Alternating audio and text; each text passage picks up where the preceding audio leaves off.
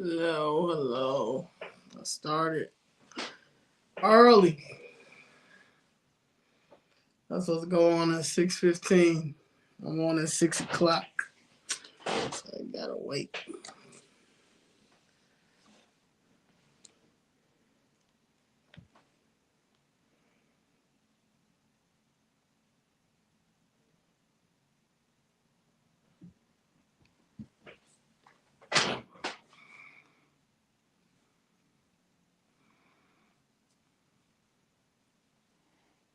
What's up? What's up?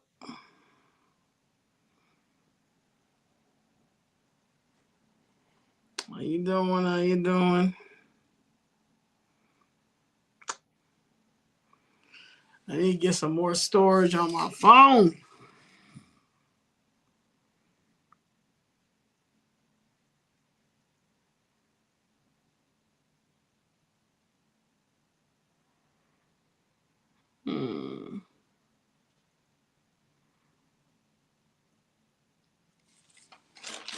Hello, Miss Erica. How you doing? How you doing? I started early. I was supposed to start at 6:15, but you know, I gotta get some storage. Man.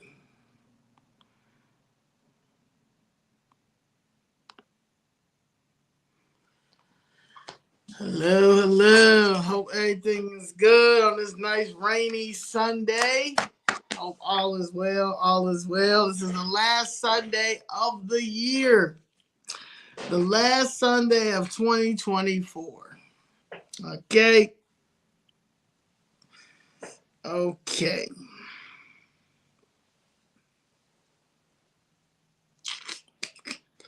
Yep. I'm mad that I started early because a lot of people were coming at 6:15, but hope everybody is well. Hope you guys are eating good.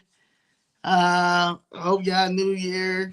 Well, New Year is coming up. I hope y'all Christmas was good. And all of those good things. Anybody have any gumbo? I love gumbo. Like I love gumbo with all my heart. So I would ask people, anybody have any gumbo? But if you did, congratulations. You know how to cook. Everybody don't know how to cook gumbo though. Everybody don't know how, but I believe that a lot of Chicagoans know how to cook gumbo. So that's how that works.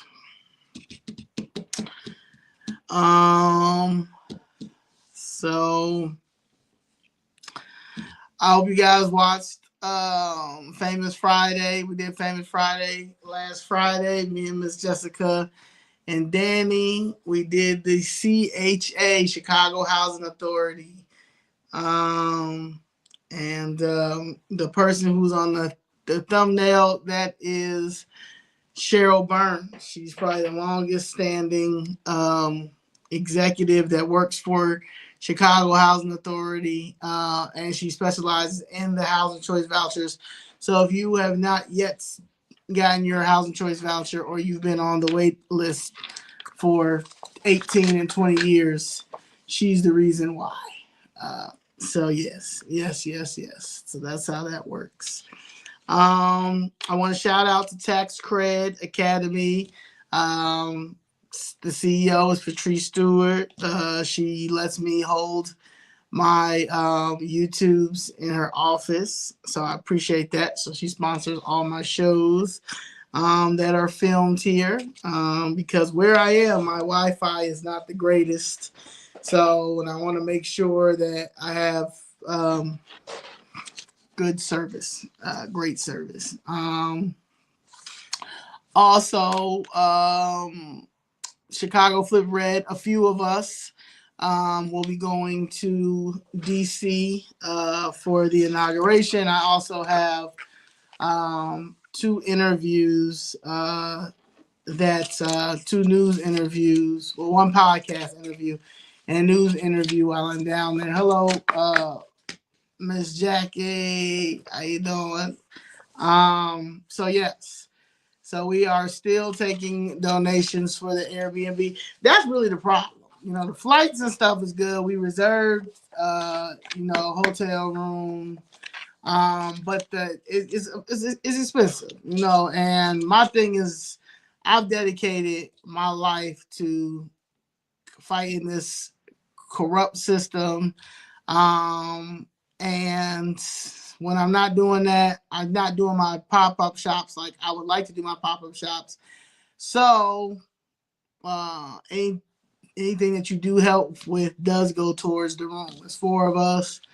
And Danny, got Patrice, Molly, there's Jessica, myself, and that's it. So that's what we're doing. So we are going to the inauguration, the balls, a few of the other. We're going to a few other things as well, and then I'm pretty sure that we'll be invited to more things after the new year, but it's good to go down there with your crew. Also, to have interviews lined up. One of the ladies who's filmed podcast that I'm doing, she actually interviewed a few politicians. One being was it Vivek Ramsey, whatever his name is, Vivek Ramsey, and some other people as well. So it's kind of cool that she reached out to me to interview me. So I definitely appreciate that. And that's that. And that's starting with I've told a couple of people a few times that I plan on going to DC a lot. Primarily Capitol Hill, because in order to lobby or to get anything done, you're going to have to spend the majority of your time on Capitol Hill and meeting certain people when it comes to that. And consistency is key. And I'm giving myself enough time to give the Republican Party enough time to get us what I demand that the freedmen community gets and what the local freedmen community gets in Chicago. So consistency is key, and we have to keep on. It has to keep, consistency. It has to continue to happen. The problem is people think that if you don't make your goal, then your goal ends. Nah, I'm still going to DC regardless. Now, yes, the flight. I mean, the Airbnb and the hotels are expensive because, of course, it's the inauguration, and this time a lot of people are celebrating the inauguration because we just went through a whole bunch of HELL, and anybody that looks at it as a business or they look at it as a potential business deal, you also would feel the same way that I feel. So that's how I feel about that. So if you guys are willing to donate, you're more than welcome to donate. You got Cash App, we have PayPal, and we also have Zelle and all of that, and t-shirt purchases and all that does go to the whole movement and me getting back and forth to DC. Because someone's going to uphold this Constitution, okay? And that's what I'm on, and I'm going to continue to be on that. So that's how I feel about that. You also can mail in donations to Tax Credit Academy, 1200 West 35th Street, Suite 264, Chicago, Illinois, 60609. Appreciate you. Hello, Miss Denise. How you doing? Now, let's get into it.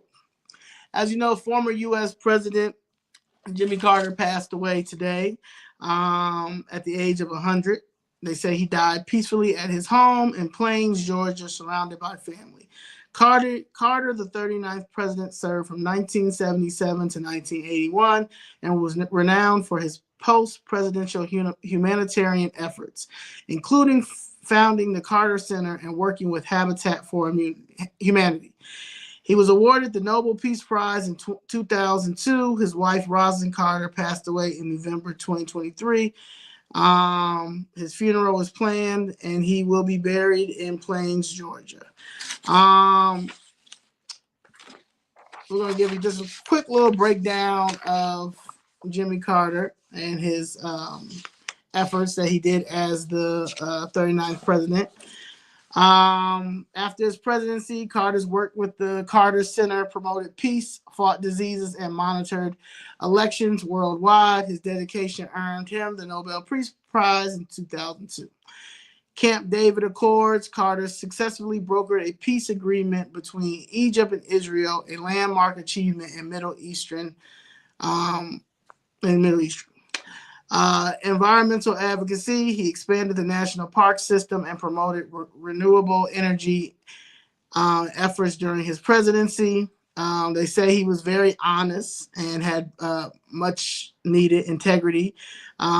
He had great ethical leadership and personal humility, which stood out amid the post-Watergate political climate. Some of the cons when it came to Jimmy Carter. His presidency was marked by stagflation, high inflation and unemployment, and an energy crisis leading to widespread economic crisis. Iran hostage crisis. The prolonged standoff hurt his administration image and contributed to his loss in the 1980 election. Despite his own party controlling Congress, Carter struggled to gain support for many of his initiatives. He was perceived as a weak person. A lot of people argue that his foreign policy lacked strength, especially in response to the Soviet invasion of Afghanistan and other Cold War tensions. And I remember earlier this year, I think it was later in this year, maybe the summertime when Kamala was voting. When Kamala was running for office, and everybody was saying that Jimmy Carter was excited to vote for Kamala Harris, even though he was in hospice at the same time. That's when I knew that the Democrats lost it for me. Okay, that's when I knew that there was something wrong and that they were going to not play fair, because if Jimmy Carter is in hospice, and if y'all seen Jimmy Carter, the few times they show Jimmy Carter, it's giving elder abuse, and he doesn't even know if he's here or there. Well, now he's gone.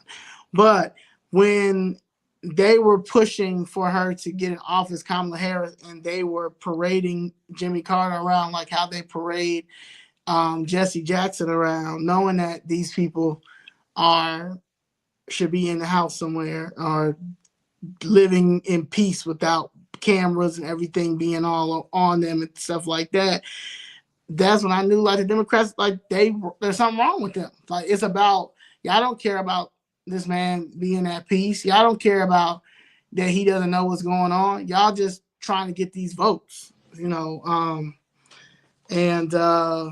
it's crazy. Speaking of Kamala Harris, a couple of Democrats are trying to bring up the whole argument about the H-1B1 visas and how MAGA and Republicans are now mad at Trump and Elon Musk and all this stuff. First of all, they're trying to get people to divide Republicans and anybody that voted for Trump, trying to get people to divide, anything like that. And y'all say all that. Y'all try to clown it and try to be funny, the Jasmine Crockett's and all that stuff. But y'all raised over $1 billion for a person that y'all were mad at.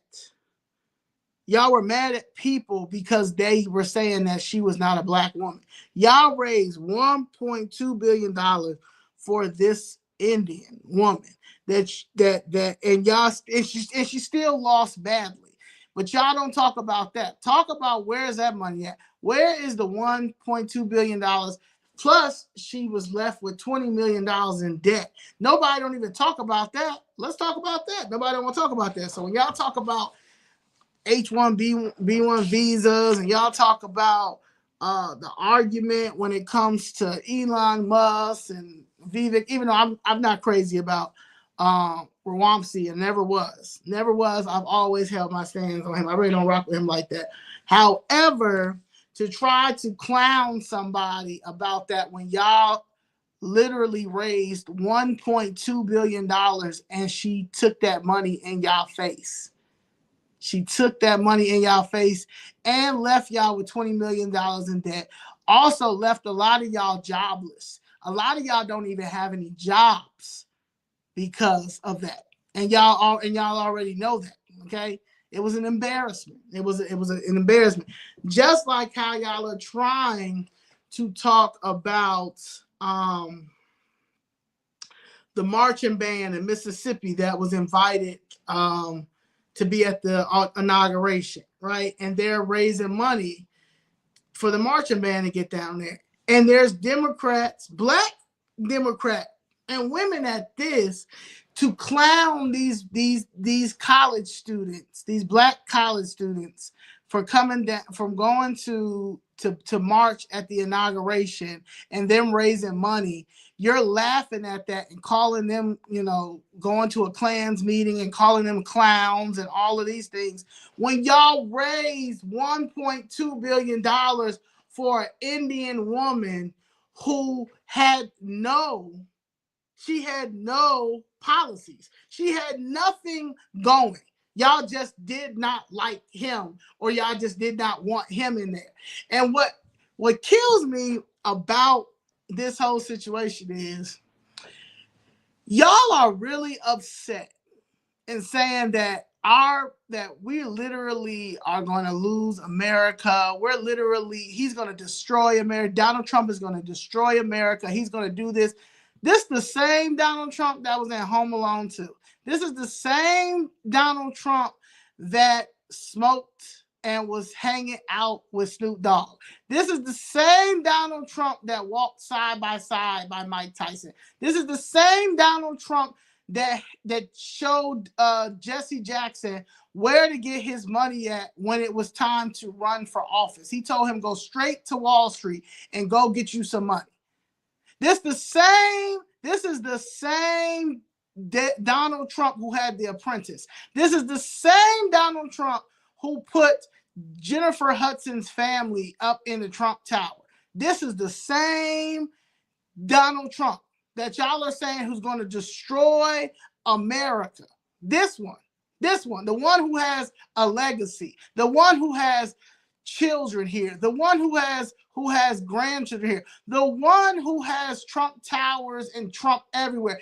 Right, WWE. I'm just saying this is the person who is dangerous. No, it's a mental illness at this point. Mandela, right,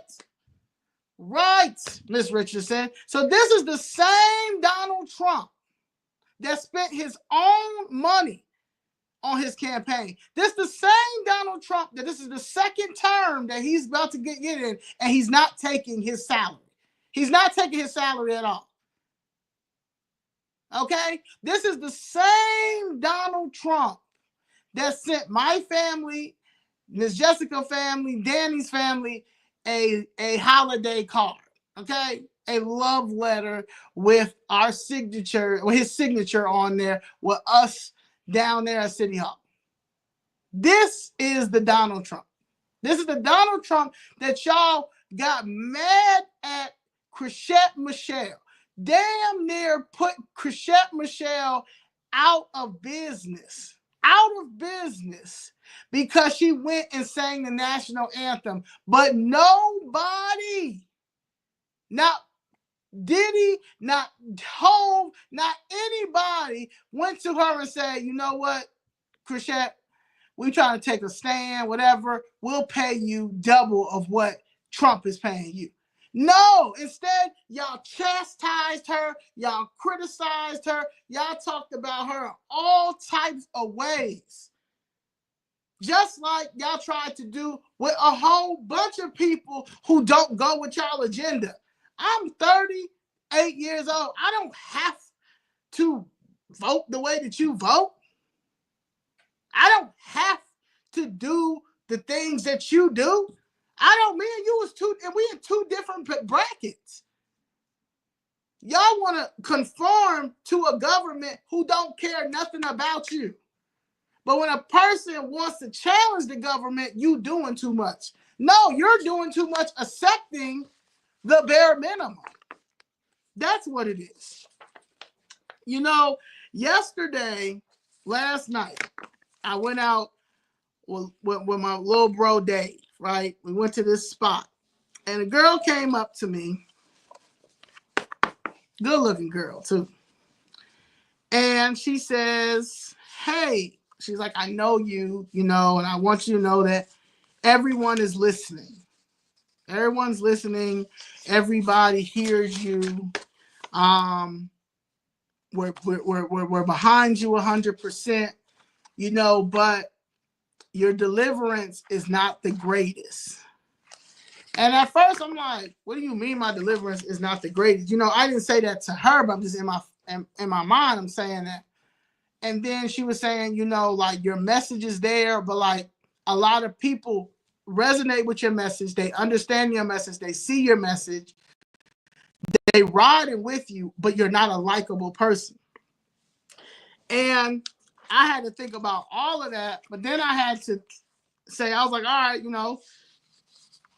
I hear what you're saying. A lot of people say that I'm standoffish or those type of things. But I also had to explain to her that never in a million years I would think that I'd become some type of freedom fighter.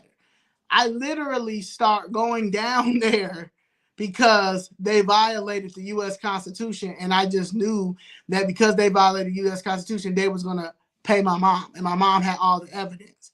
I didn't know that it was going to turn to a 2-year fight down there.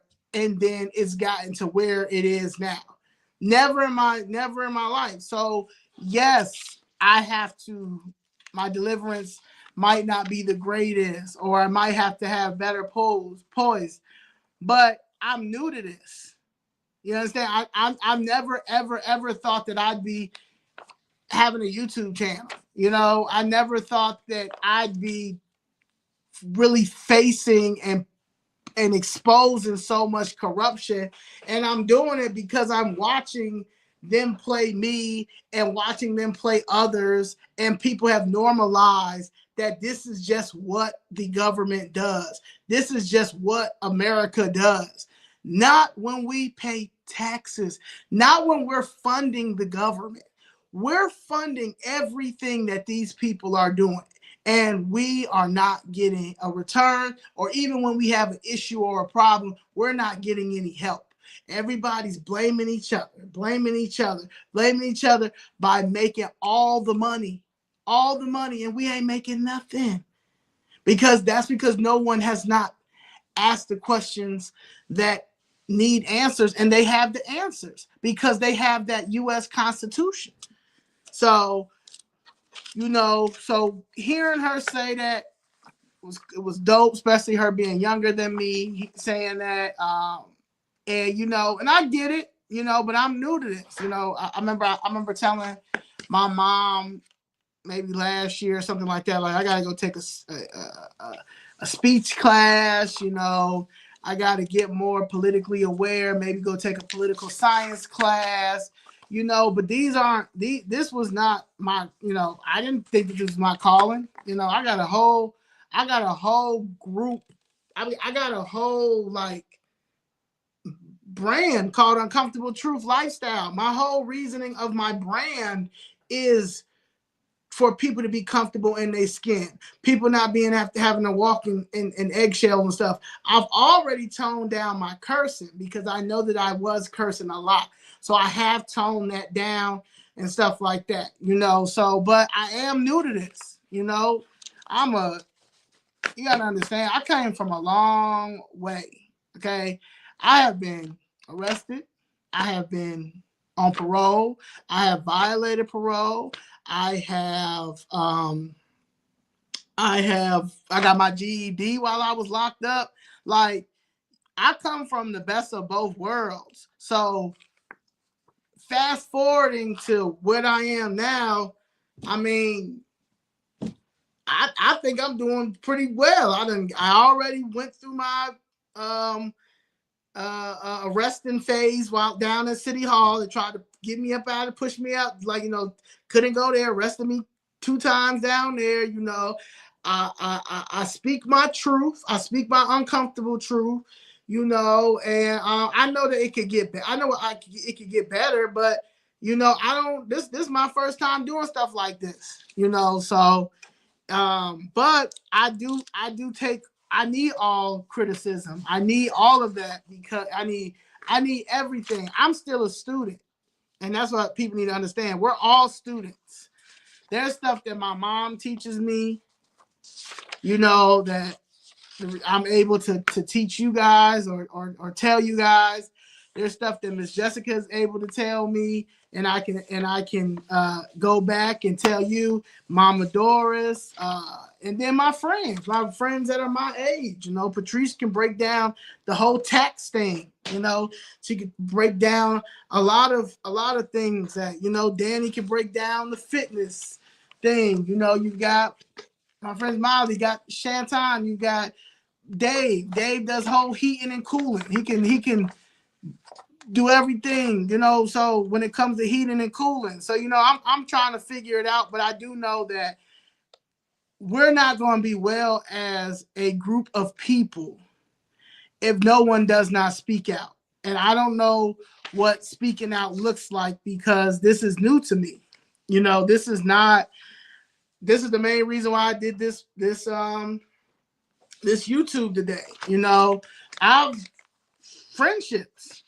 I have a lot of friends that are distant.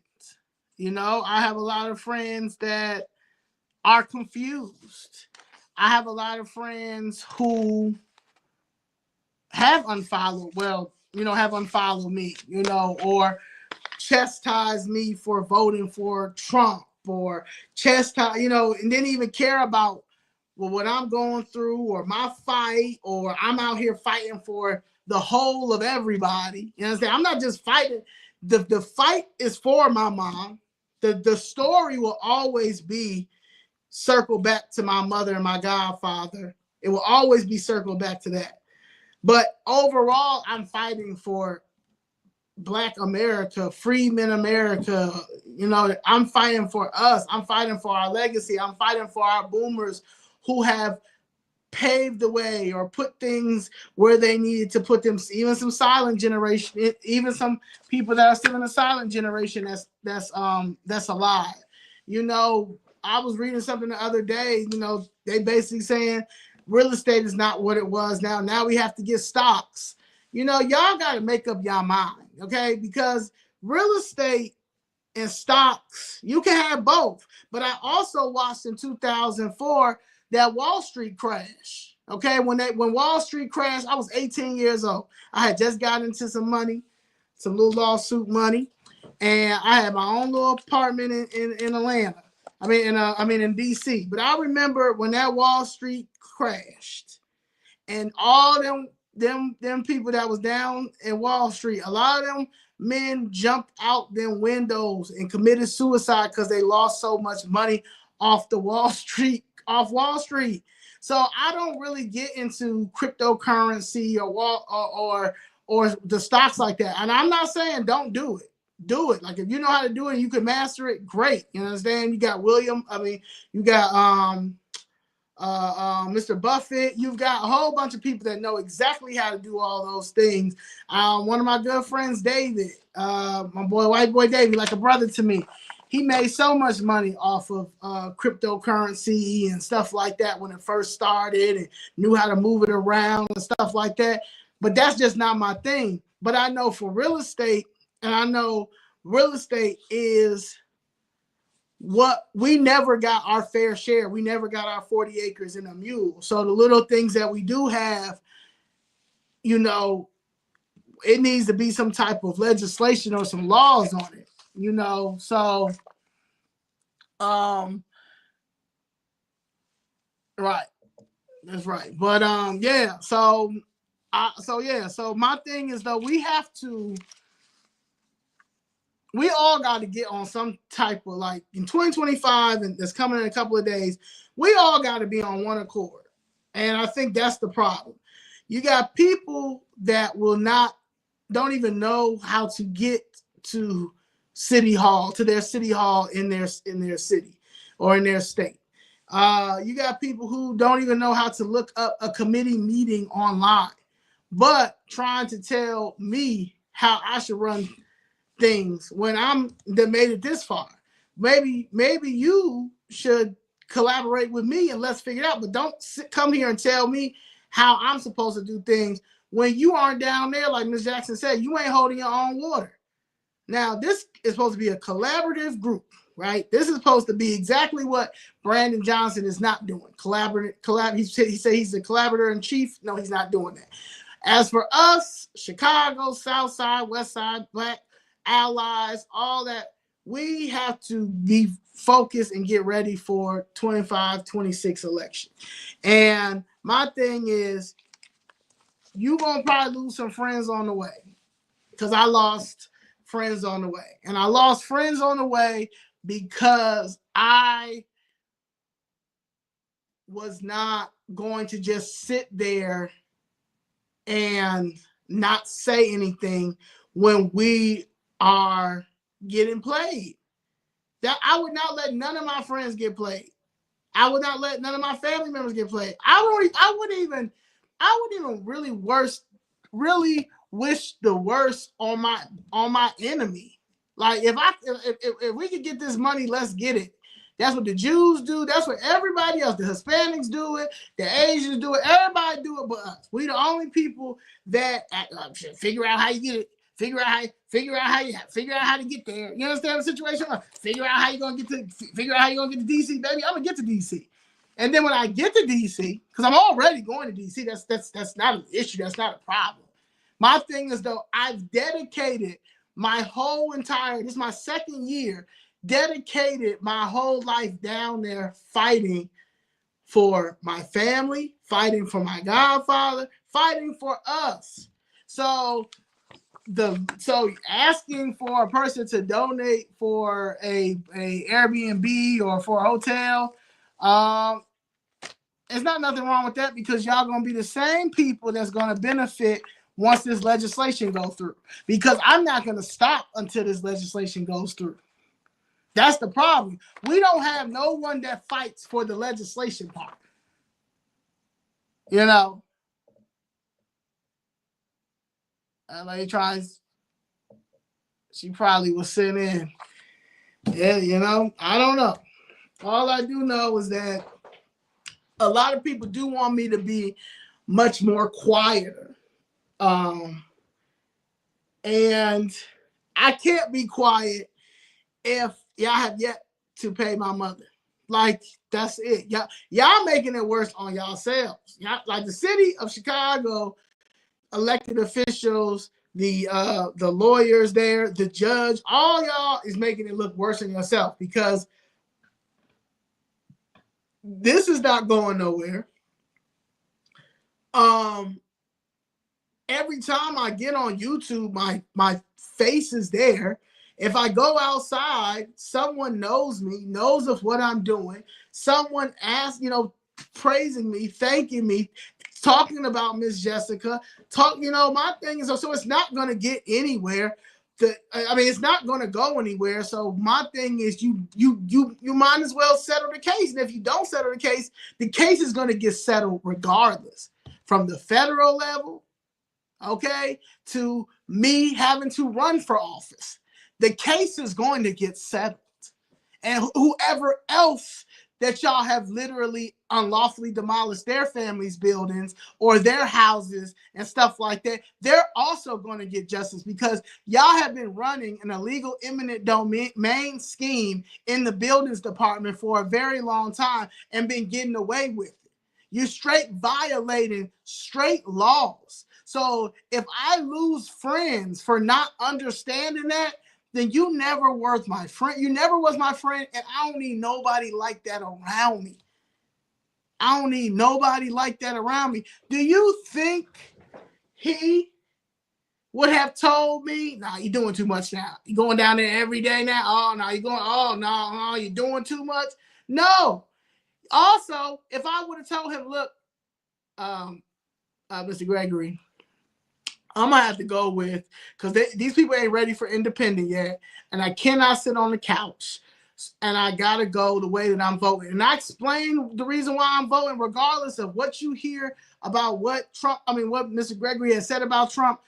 If I would have sat down and broke down everything in a business way, because of the relationship that me and that man had, he would have been riding with me as well. Because that's the problem. Everything ain't the same as in the 50s, the 60s, the 70s, the 80s, the 90s, the early 2000s.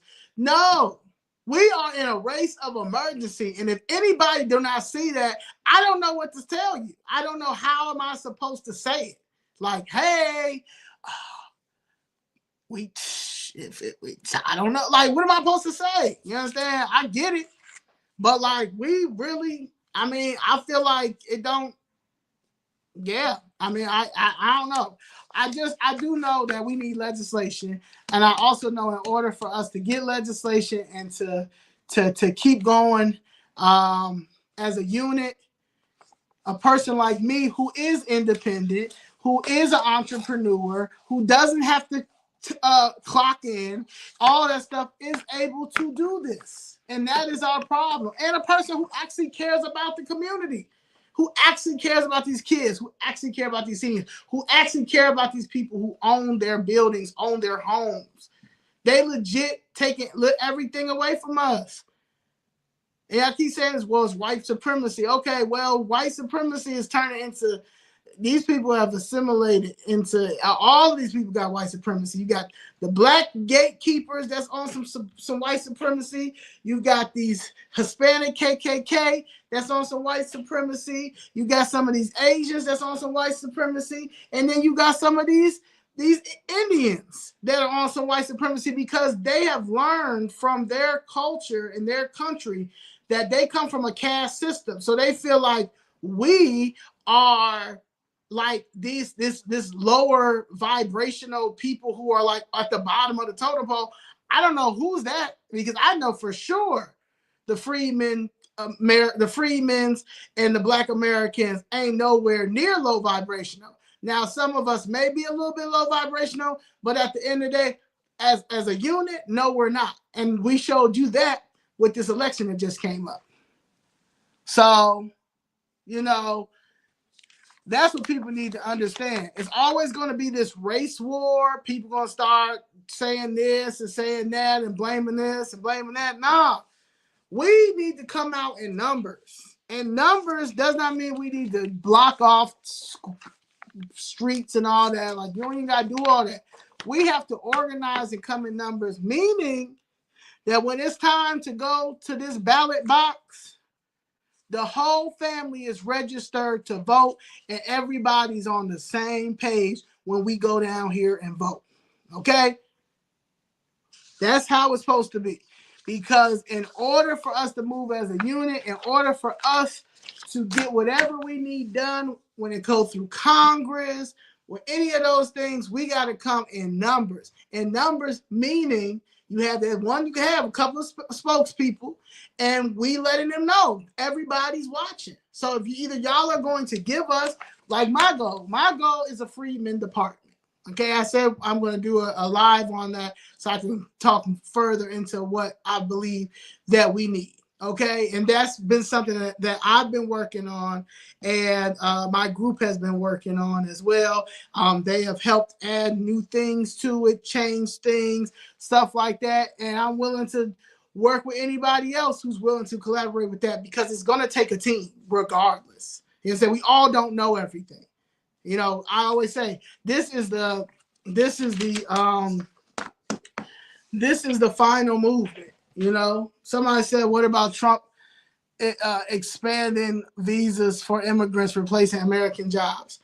Again, y'all have to read up on it. I'm gonna speak on that one. I'm actually gonna talk about that at another time, but I'm gonna say this. Them visas they've been here. The visas have been there. Again, no one cares about legal immigration as much as a person that just opened up the border and did this invasion. Illegal immigration has been happening for a very long time. There are people to this day that have been over here for 30, 40, and 50 years, right? And they have yet to get their citizenship. The issue is the cap, right? And they have caps. A lot of people don't look at the caps, but there's caps on these visas. Might be 50,000, might be 70,000, all that. Bada bing, bada boom, right? Number two is tech jobs, because this is what the real issue is. It's a tech jobs. Tech has been racist for a very long time. Okay, tech. There's a tech. What is it called? Let me get it. Let me get it right.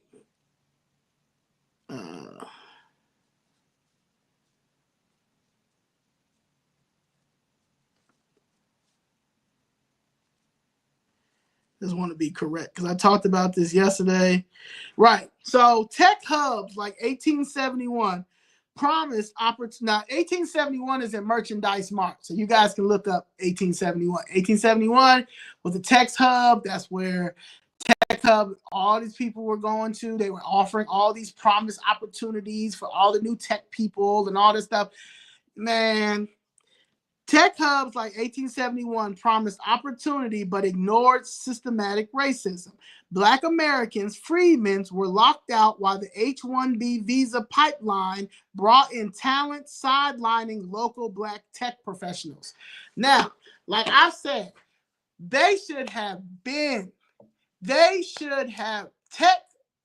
been boycotted a long time ago. Black tech people should have boycotted a long time ago. Don't come in here now and start getting angry. A lot of these white engineers and stuff are starting to get angry because they're seeing that he expanded the H-1B1 visas.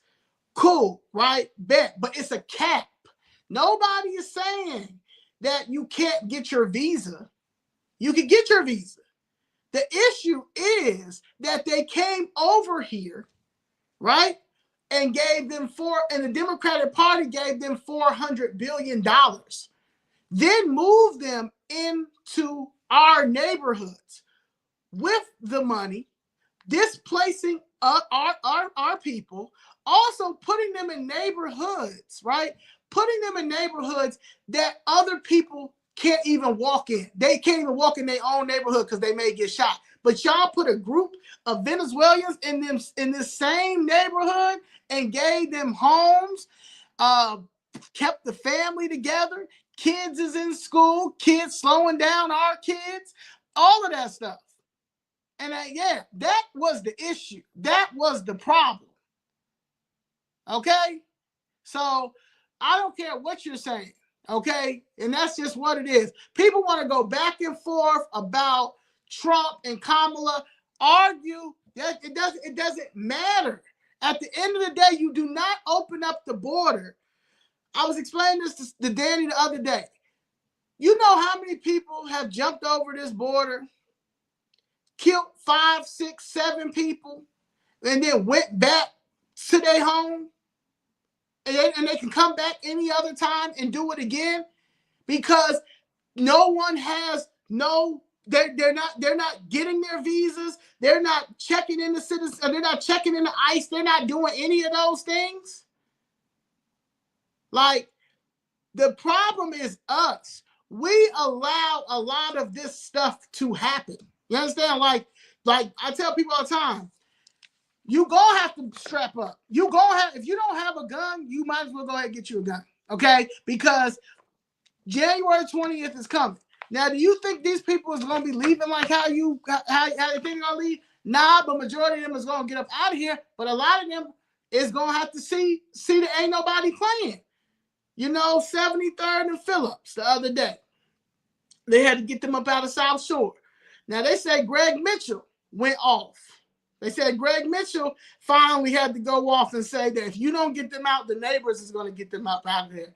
That's how it's going to have to be all up until January 20th, because you've got people that really are here because they want to make a better life, and then you have the losers. Just like we have losers who don't want to work. Okay? There's a lot of people who don't want to work. There's a lot of people who feel like they shouldn't have to work. I have a family member. She has a whole college degree at one of the best colleges out here in the United States. She is the most laziest person I know on the planet. Okay, it don't get no lazier than her, and she don't want to work.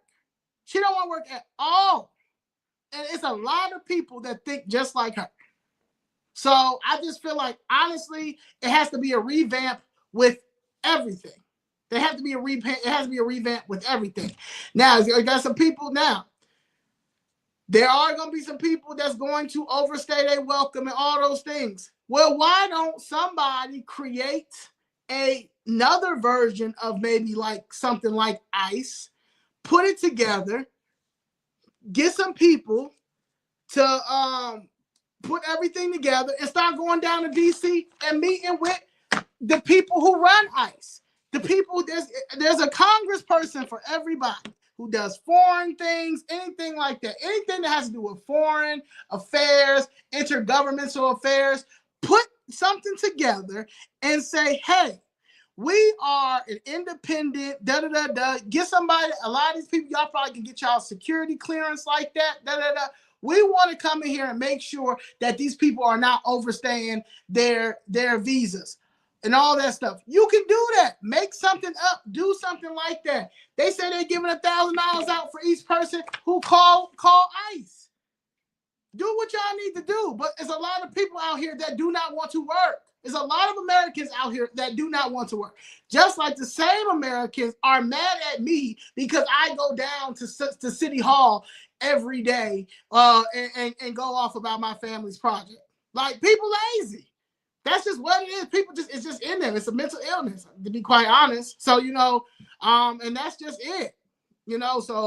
So you gotta figure something out. Get ready. But they are paying people, and it's gonna be a lot of people that's hiding. But you gotta do something. They're doing so many hit and runs. I was talking to a lady yesterday. She told me that they started to the illegals that had the cars, just getting the cars. They're making sure that they stop abruptly so you can hit them in the back, or they'll make these crazy U-turns right in front of you, and just in case that you may hit them on the side. Like, that's how crazy they're starting to get, because they money running out. Everybody money right now. They look and others will get hit and hurt. They pay, get hit and hurt. Same people that's suing. I don't know if it's still going on, but them same migrants, illegals that were suing Home Depot for standing outside of Home Depot, saying they were being discriminated. They went and got a whole lawyer, and a lawyer stood there right with them, young black girl too. Like, yeah, they violating their civil rights. Ma'am, they violate American civil rights every day. Where are you at? But it's ambulance money like this, money like that. You're getting money like that. And that's what the Democratic Party was making their money off of. Now, they trying to find any little thing to start clowning people and stuff like that. Man, I don't care about none of that. The Democratic Party makes money off of oppression, trauma, bare minimum. They want us to have the bare minimum and live the bare minimum. And while they talk about the rich and talk about how taxing the rich and all that, while they make the same amount of money as the rich. That's what I've learned. That is how hypocritical the whole Democratic Party. The Democratic Party is just embarrassed, because instead of them just acknowledging that, you know what, we did too much, or yeah, it started getting real weird, or yeah, it started getting real selfishness, real socialism, real vendetta, real we hate America over there, and we need to bring it back with moderate. Nah, y'all owe people an apology, and you're probably never going to get that apology, and that's fine. And I don't ever have to deal with the Democratic Party either, because I'm going to always have something to say when the Democratic Party tries to clown me in any type of way, or anybody or any of the people who voted the way that we voted, because people voted the way they voted for a reason. It wasn't because I was a fan of Donald Trump. It wasn't because I was I did it because I realized how detrimental detrimental the Democratic Party is to black people. And pretty soon, y'all don't care nothing about our children. Y'all never gonna care nothing about our children. You don't want to care about our children. You don't care about our seniors. You don't care. You got seniors who's barely making it out here. You've got seniors who are on a fixed income. And they can't get a second job, because if they get a second job, you're gonna take the little money that they get for Social Security. This is the Democratic way, but y'all keep saying stuff like, the Republicans want to take Social Security away. They're never taking Social Security away. You know why they're never taking Social Security away? Because them same rich white men paid into their Social Security. And if they have any children that are under the age of 18, and even if they're 18, but they're registered as a child that has some type of mental illness or stuff like that, they'll get their pension from Social Security for the rest of their life if they pass away. So I don't understand what y'all think. Y'all keep letting these people scare you about Social Security. Social Security is not going anywhere. Social Security is not going anywhere. It's like the Republican Party. It's just like your parents saying, if you do this one last time, you're not gonna get anything for Christmas, right? But you do it, and your parent, but you got one parent that's like, we still got to give them something. You understand? I can't let my child go without any Christmas. But then there may be one person, but no, he's going to. So at the end of the day, that's how that works. You understand? So I don't want to hear that weird stuff. So I don't want to hear that. I don't want to hear that weird stuff about where they're going to take this and going to take that. The Democratic Party let the Asians take affirmative action away. Okay, they spent $1.2 billion of your money in your face. Well, you let this lady spend $1.2 billion of this money in your face. Her campaign manager was Asian. The people around her was white. She was Indian, and y'all had black people arguing with each other about what color, about her being a black woman. This is honestly, that's the Democratic Party. Who in the world is going to deal with anybody like that or want to be a part of anything like that? That sounds dumb. Dumb.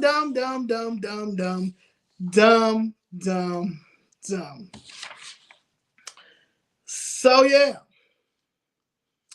But going back to friendship, friendship is a meaningful bond, and it's supposed to be built on trust, mutual respect, and shared experiences. And some of the key elements of a true friendship is trust, support, respect, communication, loyalty, shared joy. And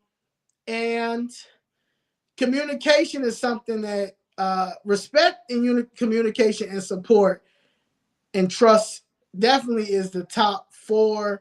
But I think for me, it's more of the support, the respect, communication, and loyalty.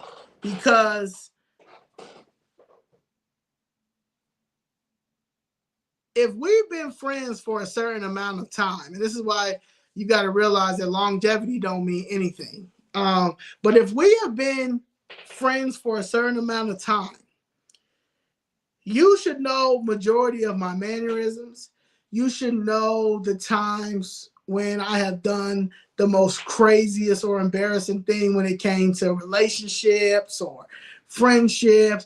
Some of my deepest and darkest secrets you may know because one of my good friends, stuff like that. So if it comes to me, so if I come to you or you see that my political stance or just the way I'm looking at different things, why are we not having a conversation about it? Why are you having a conversation with everybody else but me? I'm the problem, right?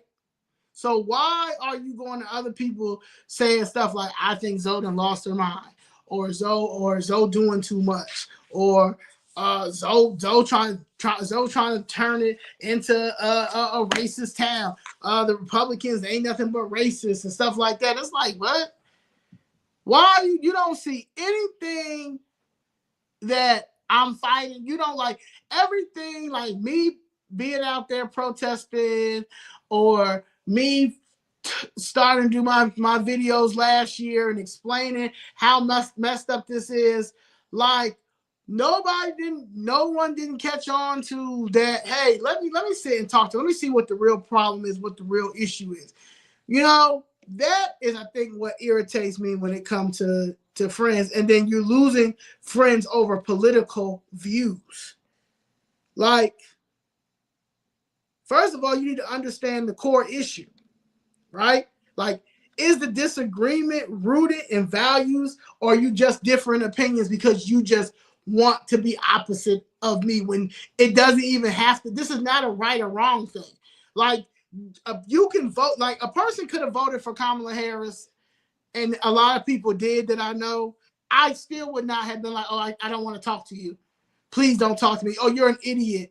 Now, I have said some people are a little bit, you got to be a moron to continue to vote the way that you vote blue when they're not doing anything for you. But people don't see the overall issue. We're dealing with a selfish culture. We're dealing with everybody only cares about their individual self. So if you only care about your individual self, me trying to break down why something is so detrimental to a whole, you're not going to get it. You're not going to understand. You know, that's just like, I feel like child support should be abolished. I think child support is so dumb. I think child support is dumb. However, there's people who don't think child support is dumb. That does not mean that I'm going to stop talking to this person who believes that they do need child support. You understand? Like, that's just what it is. The same with Kamala Harris. Kamala Harris, I knew she was going to lose. But if you feel like you're going to ride out for Kamala Harris, then go ahead and ride out for Kamala Harris. But don't get mad at me and stop being friends with me because I chose to vote for a person who was in my best interest, especially with what I'm dealing with. So then you hit it with this. Okay, so you're being selfish. Okay, maybe I'm selfish. Maybe I'm selfish because I'm voting this way. I'm looking at it as bad customer service. I'm looking at it, I've been going down there for 2 years. Now, I also know that it's other people that they have also knocked down their buildings and houses. They done took it. People done talked about this for years, decades, but they can't do nothing about it. So I see it as me fighting for all. But hey, if you see it just as that way, then hey, I can't get mad at that either. But that's just what y'all are. I don't need to ride on somebody that I know was a terrible attorney general. She was a terrible attorney general in California, just like Kwame Raoul is a terrible attorney general in Illinois. If you are a terrible attorney general in a state, what makes you think that you're going to be this great president? You weren't even a good vice president. The same with a lot of these people that have been in office. Mike Pence, he was a terrible vice president. It was a lot of people that just ain't worthy of it. But I'm not going to vote because y'all want to say she's the first woman, the first black woman when she wasn't the first black woman, but y'all say she's the first black woman, and you want me to go back and forth with you about her being something that she could not even come out and say herself in any of her interviews. Any of her interviews, she would not come out and say that she's a black woman. And she's not going to say it. Why would she say that when she knows she's not? So it just got weird. It got weird. But you shouldn't lose friends because of political views or stances. Like, I think everybody needs to respect everybody's boundaries. You know, a friend the other day told me that you know, one thing you got to understand is, like, in certain houses, you know, you can't talk about religion and politics. That's the problem with us now. If we can't talk about politics, then how are you going to be upset at me but the way that I choose to vote? You don't even want to listen to what's going on out here in the world. You don't want to listen. You just so used to voting a certain way or identity politics that, well, we got to vote this way. But when we first started out, we were Republicans. So nobody don't want to go back to that part. Like we don't talk about that no more, or we just ignore that. Do we ignore the freedmen that's in the U.S. Constitution? Do we ignore the 13th, 14th, 15th Amendment? Do we ignore the Freedmen Bureau Association? Do we continue to ignore all of these things? Even when Dr. King said that I believe that I've led my people into a burning bush church, whatever he said, and then he dies afterwards. Like, y'all don't see anything wrong with this at all. Like, nah. If I can't come to your house and something comes up about politics, and I can't sit and say anything opposing that because it's my opinion, then I don't want to be in a house like that, because clearly nobody's mature in that house. Y'all just out there just voting just to vote. Now here's Stevie Wonder in it. I'm just going to figure out A, B, C, D, E, F, G, H, I, J, K, L, Kamala. Yeah, like when they said that he couldn't wait until he voted for the they said Stevie Wonder couldn't wait until he voted for Kamala Harris. Please. So, yeah, people should not be breaking up for political views and stuff like that. You know, even dating wise, I remember in the early 2000s, there was this, it was, what was it? It was an interview with Jada Pinkett Smith, and she was talking about politics, right? One of the questions was, does her and Will discuss politics in home? She said they don't, because she's a Democrat, and I don't know if he's still a Republican, but at the time he was a Republican. So she said they don't speak about that in their home. And I agree with that. You understand? Like, I'm gonna vote the way I vote, you vote the way you vote, but at the end of the day, I'm gonna vote. I'm not, I'm just that's just how I am. Like, I ain't looking at it as like I know when we're gonna be in danger, and we were gonna be in danger if y'all put Kamala Harris in office. That's the problem. So now they're trying to find anything and everything. So now it's the H-1B visas and stuff like that. Like I said, I ain't never been for Wamsi, whatever that man's name is, or any of those things. But at the end of the day, we have to take the initiative and start calling these people out. And we don't.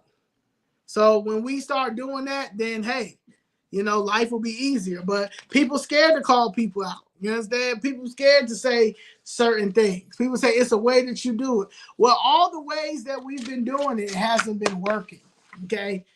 It hasn't been working. They either kill you, put you in jail, hide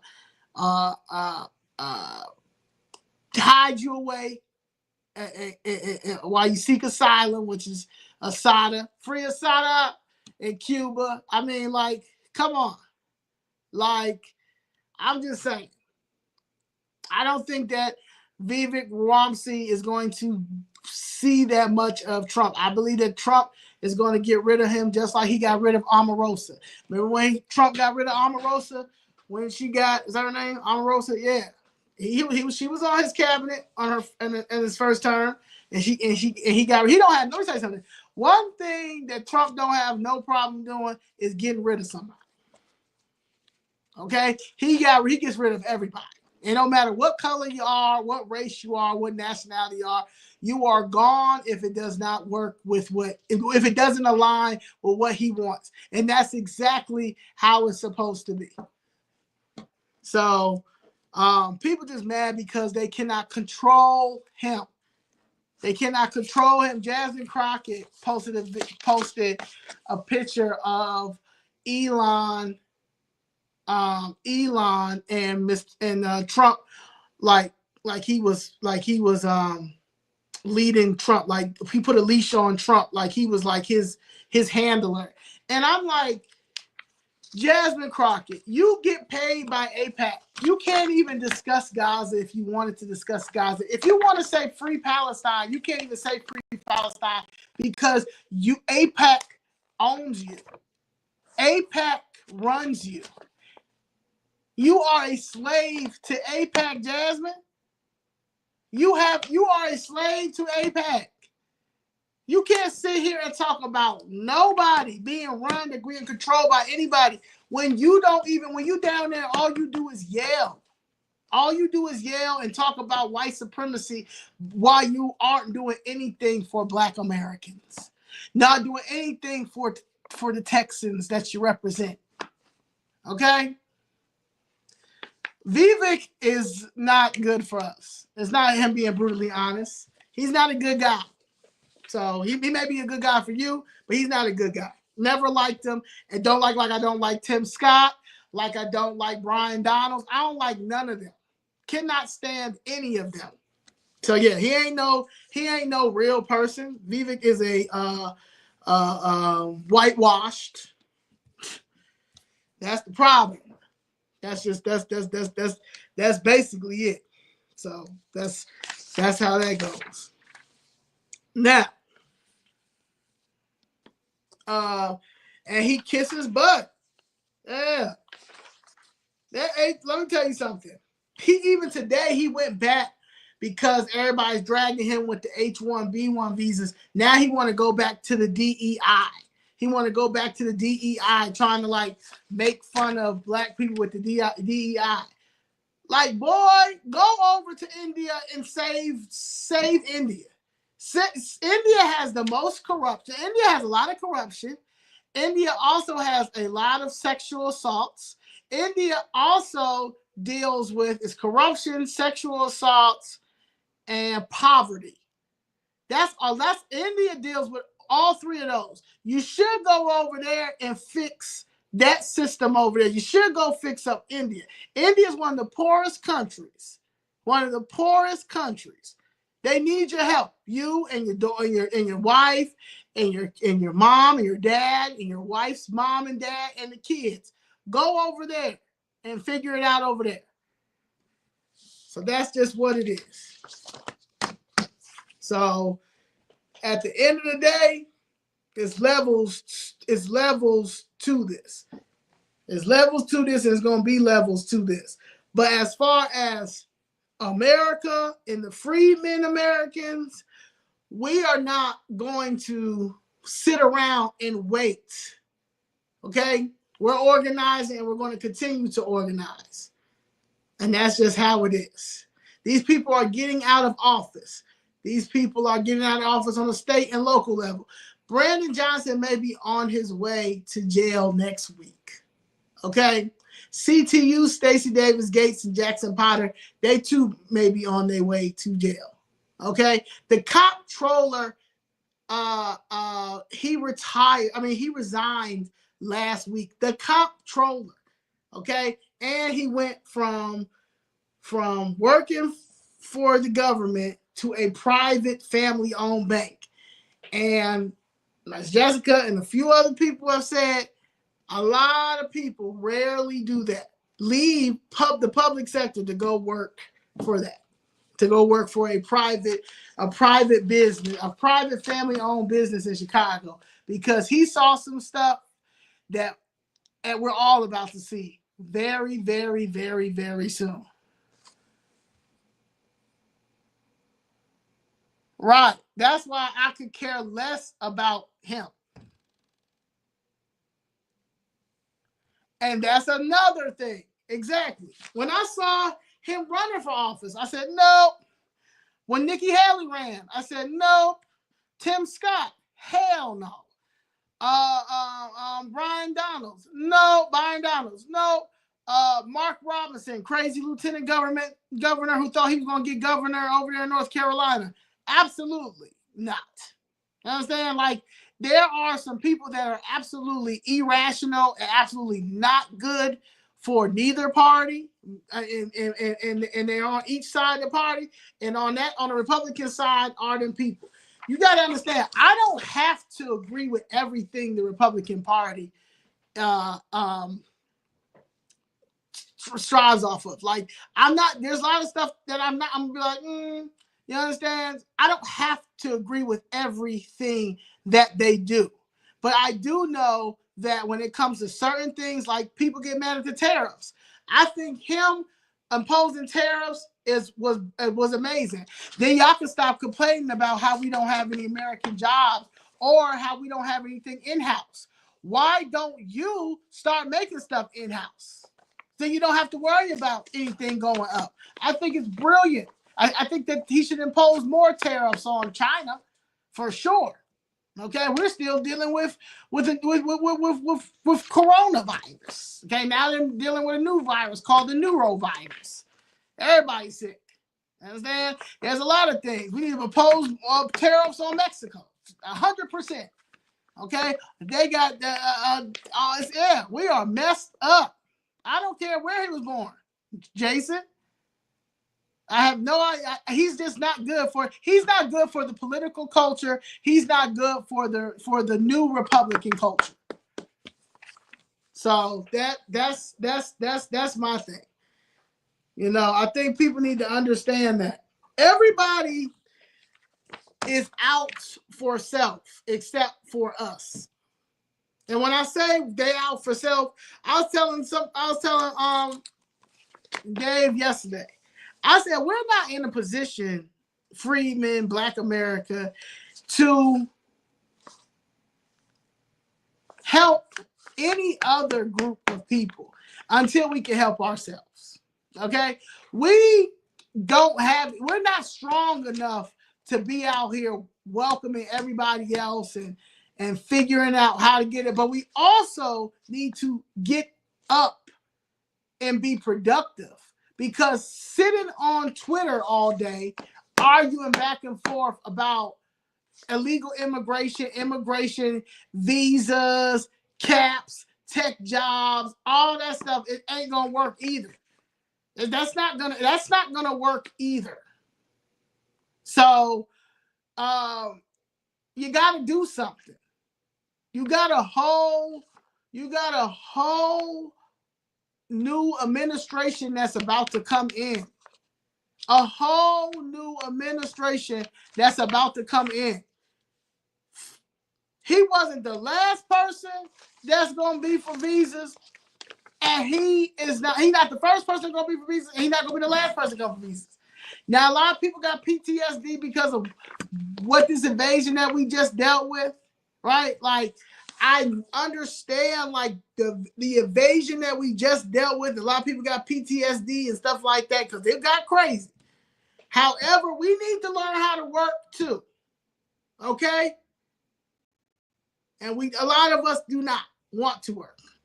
And then a lot of us want to work, but they can't work for that low of a pay, which I understand and which I get. And that is why we need to be out here fighting, because there's no way in the world that these elected officials are getting the amount of money that they're getting, and we're not seeing any type of improvements in our communities. None at all. They shouldn't be that. It's time to start looking into these salaries. Do you know that Sposato, that's the 38th ward? Let me make sure it's 38th ward.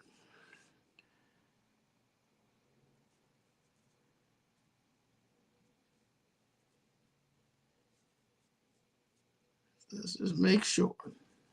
Yeah, 38th ward, Alderman Nick Sposato, right? Nick Sposato, and I ain't have no problem with Nick Sposato, but they showed that Nick Sposato, trying to see if I got I want to get the names and everything correct. Oh man. Let's see.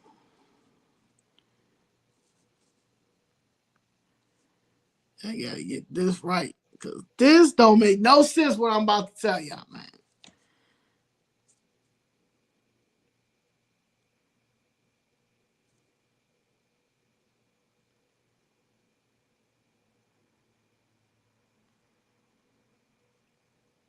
Man,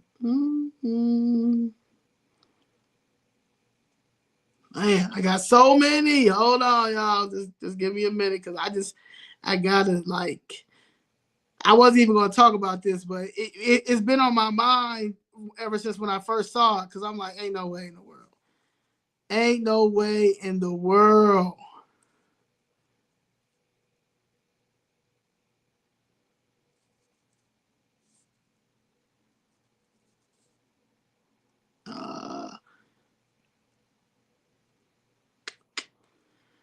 It was blurry, so that's why. But it's about Nick Passato. But this is when it comes to these salaries and us not paying attention to this budget. Like when I first went and saw the budget, and I just was glancing at the budget, and I saw certain things like $1.4 billion for epidemiology. I was like, they just spending our hard money. Like, they don't care. Does anybody, all these vacancies that they have, over 200-300 million in vacancies. Somebody, okay, I gotta see this. And I just was like, so ain't nobody gonna say anything about this. But this one, I gotta get how much people are getting paid. And I wasn't even going to talk about this today, but since we're here, I might as well. All right. So Nick Passato has over 4 staff assistants to him, right? Marita, Gavin, Catherine, Bloneski, Catherine Valaskovitz, Vanessa Aveles. The first person, she gets $326,136. Second one gets $325,080. The other one gets $308,616, and Vanessa gets $300,000. Now, Larry Snelling, he is the superintendent of police. He gets $275,748. The fire commissioner, Annette Holt Nance, she gets $242,508. Okay? Mayor Brandon Johnson,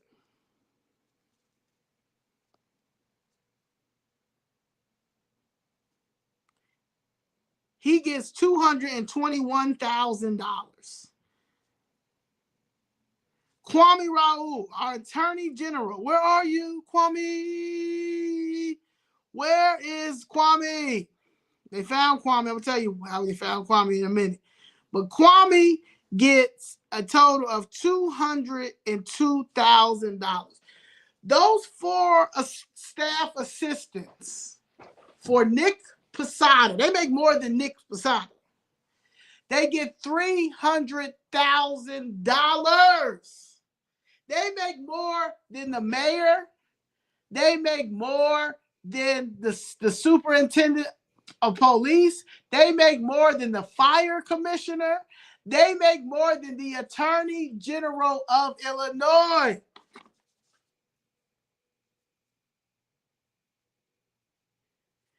That is crazy.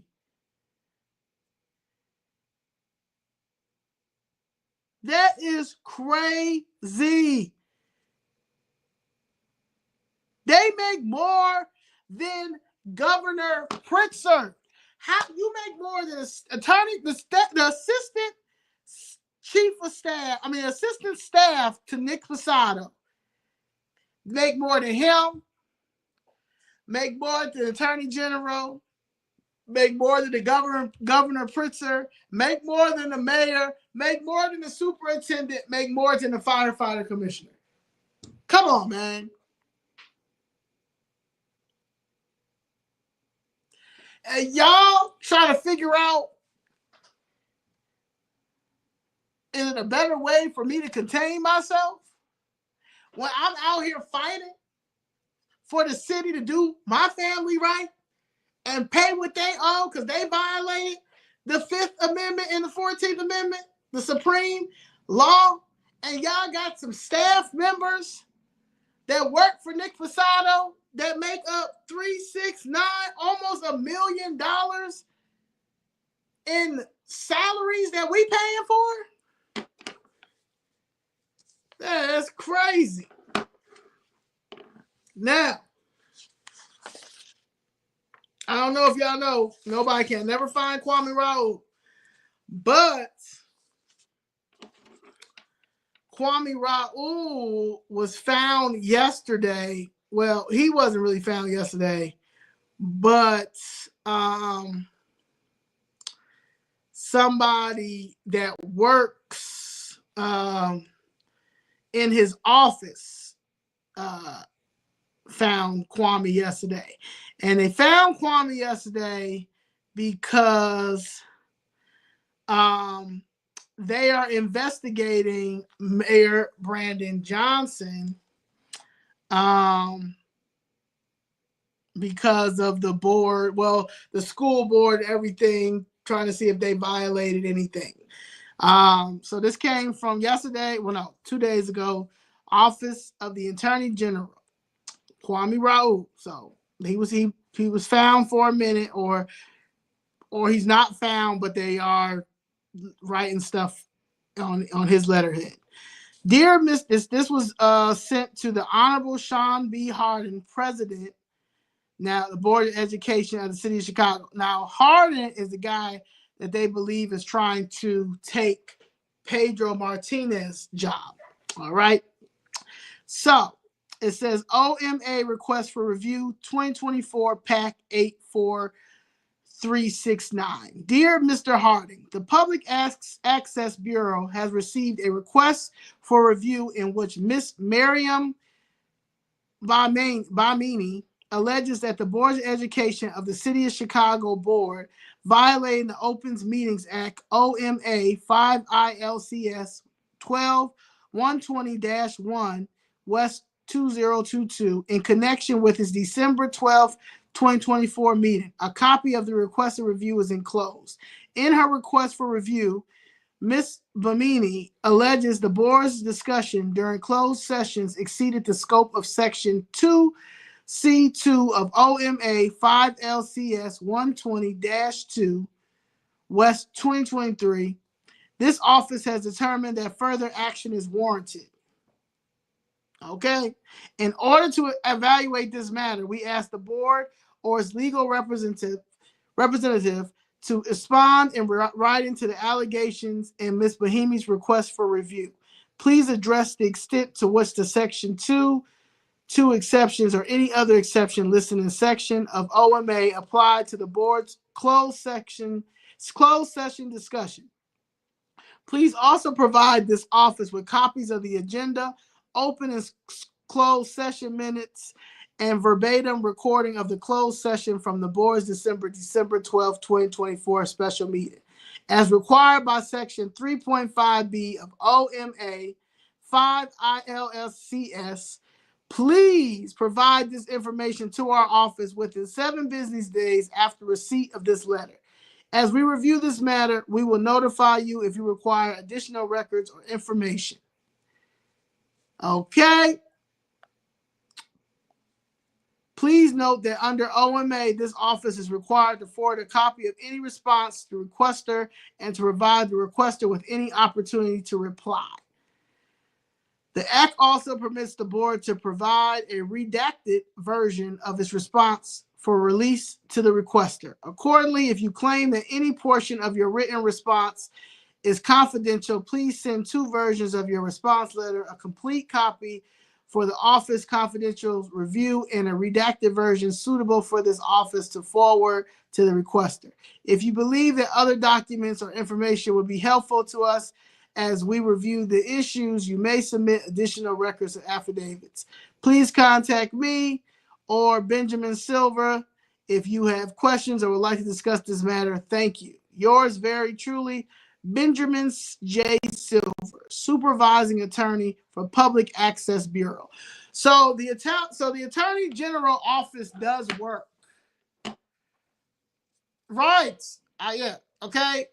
So his office is working. So people, y'all, I got some emails. If they got some emails on here for Public Access Bureau, but maybe if we send Benjamin a email with the subject "Where is Kwame Raoul?" and then give them all of the laws that the city of Chicago and Brandon Johnson and his employees, administration, and the corrupt judges and the corrupt corporate counsel. Maybe we could put that all in one thing and say, please pass this on since Kwame is around. Okay, Kwame is around, but as you see, he only gets 202,000. So maybe he feels some type of way because what's her name staff, Spasado staff, they get 300,000.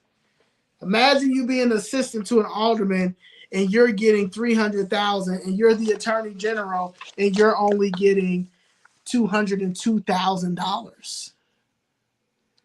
The attorney general office works for her, Miriam, and he did come out. Kwame Raoul did pop out again when they were violating. Was it the decree? The decree. Let me see. Let me see what else. Because he popped out. He popped out twice this month. Let's see. Yes. Attorney Kwame Raoul warns Mayor Johnson to reconsider police reform, budget cuts, or risk city being held in contempt. So he came out. Oh, that was in November. So November and December, he's came out. So he does pop out. He does pop out. But word on the street is Kwame's sick. Okay. So if Kwame is sick, they probably doing the same thing that they did with Karen Yarborough, knowing that Karen Yarborough was sick, but they have to find somebody to be just as corrupt as these people. So they have to continue finding. They got to keep these people in this position. You took an oath. Okay. So at the end of the day, if you got to die on this, you got to just die, but you can't go nowhere. So I heard that he's sick too. That's what I heard. I don't know if it's true or not, but maybe that's why we don't see Kwame Raoul. And if that's the case, Kwame, you need to go ahead and resign because we need an attorney general. We need an attorney general that is going to be here for us. Okay. That's that. Now, because it's the end of the year, and I want to just end with the U.S. Constitution, yeah.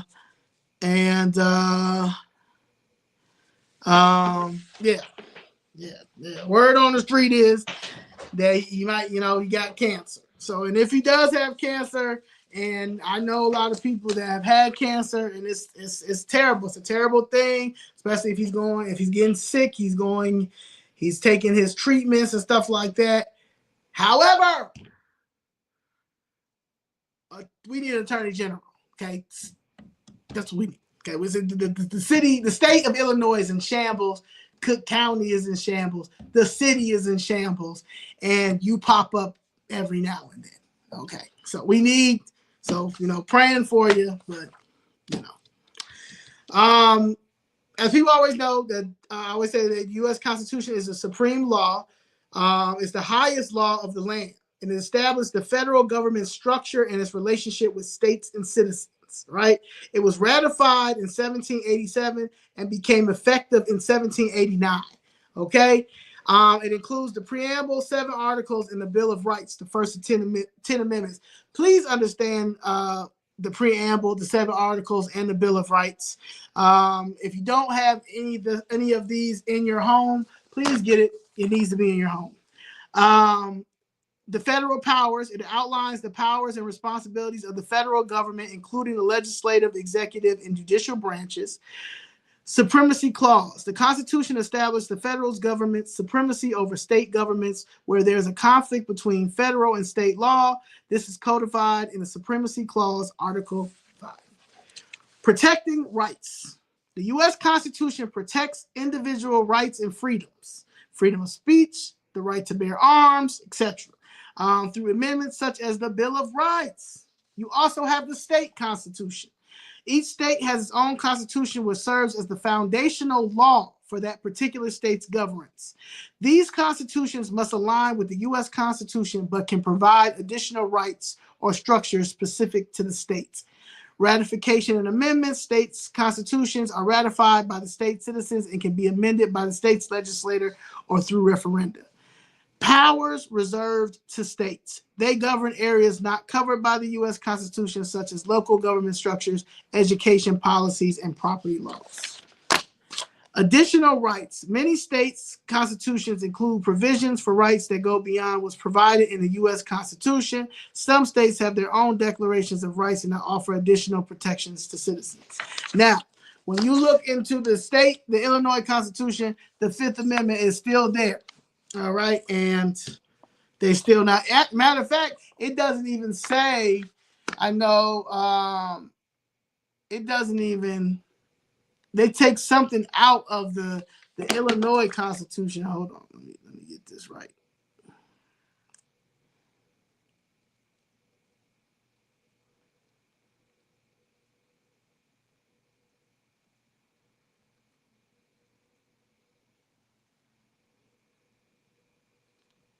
I spell Constitution. I be spelling Constitution crazy.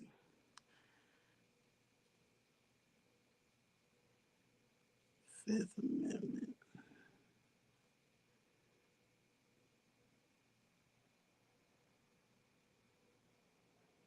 Yes. Still is the right to just compensation if private property is taken for public use. Okay. And so they're trying to say that it wasn't taken for public use, but y'all unlawfully demolished it, which is you have federal laws that you also have violated. One day I'm gonna go over all of the federal laws that they have for demolition as well, and the Operation Grey Lord one. Okay. The U.S. Constitution applies to the entire country, while the state constitution only applies within the borders of each respective state. The U.S. Constitution establishes the structure and power of the federal government, which state constitutions outline the governance within each state. The principle of federalism means that states have the power to govern themselves in many areas, but their laws and constitutions cannot contradict the U.S. Constitution. And that's what I think a lot of people need to understand, because even if you are a condo owner and you're in a condo association, or if you are in a housing association scam,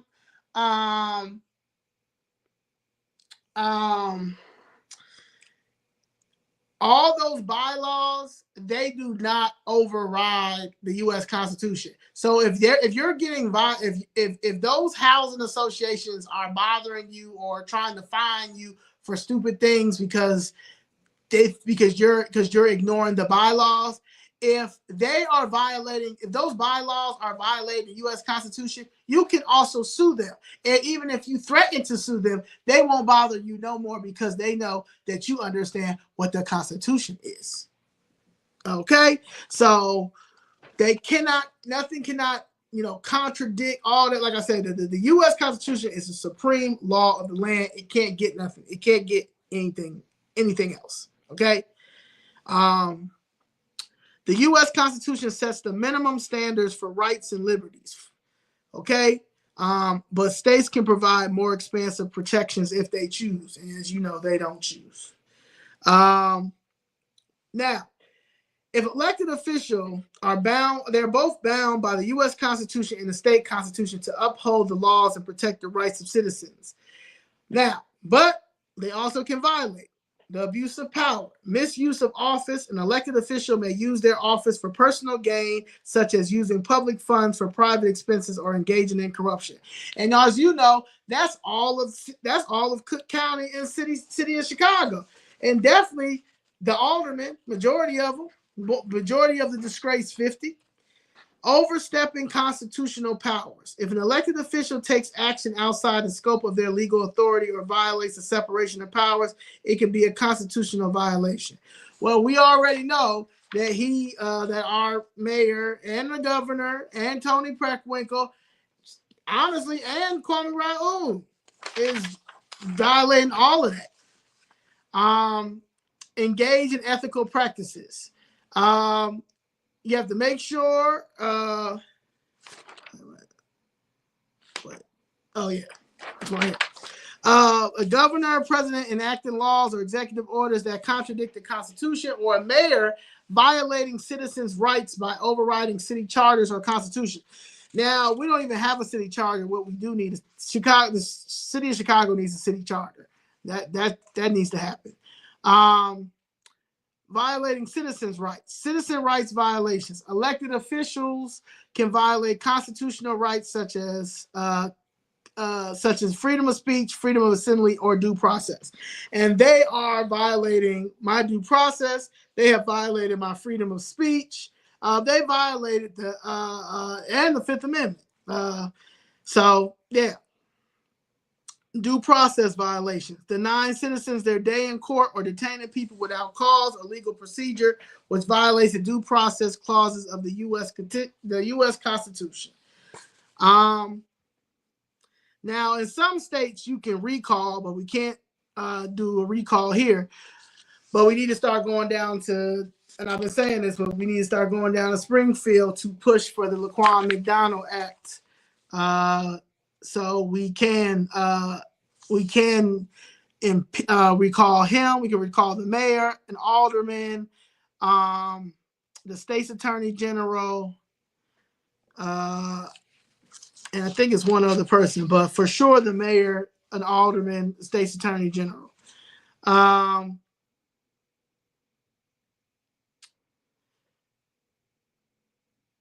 Criminal persecution. Elected officials who violate constitutional rights or commit crimes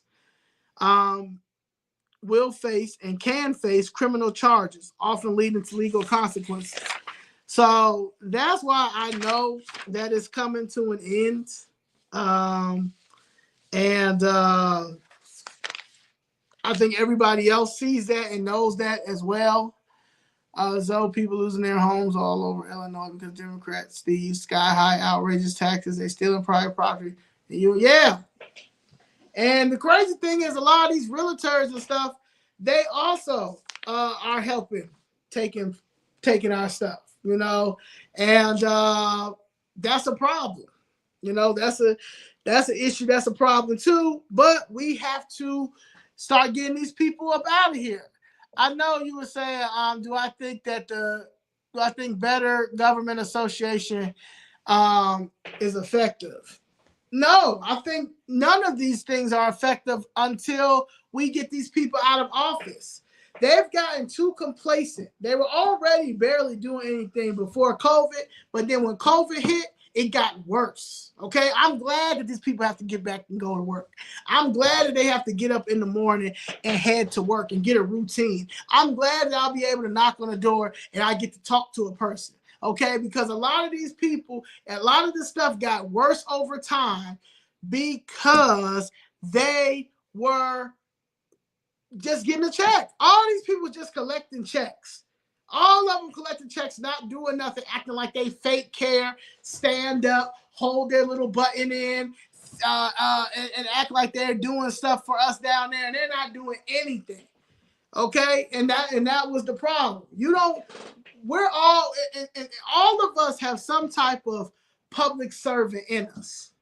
Okay, that's just it may be you helping out seniors. It may be you helping children out. It may be a person behind you, a person in front of you may be short on some groceries. So you'll help take care of the rest. Like, we all have some type of public service in us. But if you're going to go and be out here and trying to get into politics, and you are running on these public servant missions and these goals, and I mean, and going to go get the professional camera, and going to go hurry up and find you a wife or a husband to make it look like y'all care about each other, and then go find y'all some kids, and then go get a dog, and then y'all take it.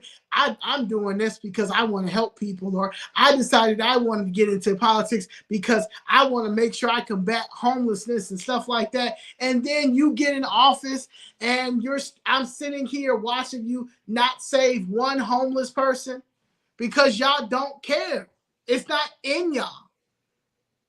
I understand, like, y'all, this is cosplay, you know. So it goes back to what Shorty was telling me yesterday. Like, everybody's behind you, they listen and they hear your message, but your delivery is bad. And it's like, is my delivery bad because I'm supposed to act like somebody I'm not? Because you can't pay me to sell out. That's why I'm pushing the way that I'm pushing, because I want my own. Okay, I want them to pay my family for what they did. I also want them to make sure that they build whatever my godfather and my mother wants on that land. Okay, I want that.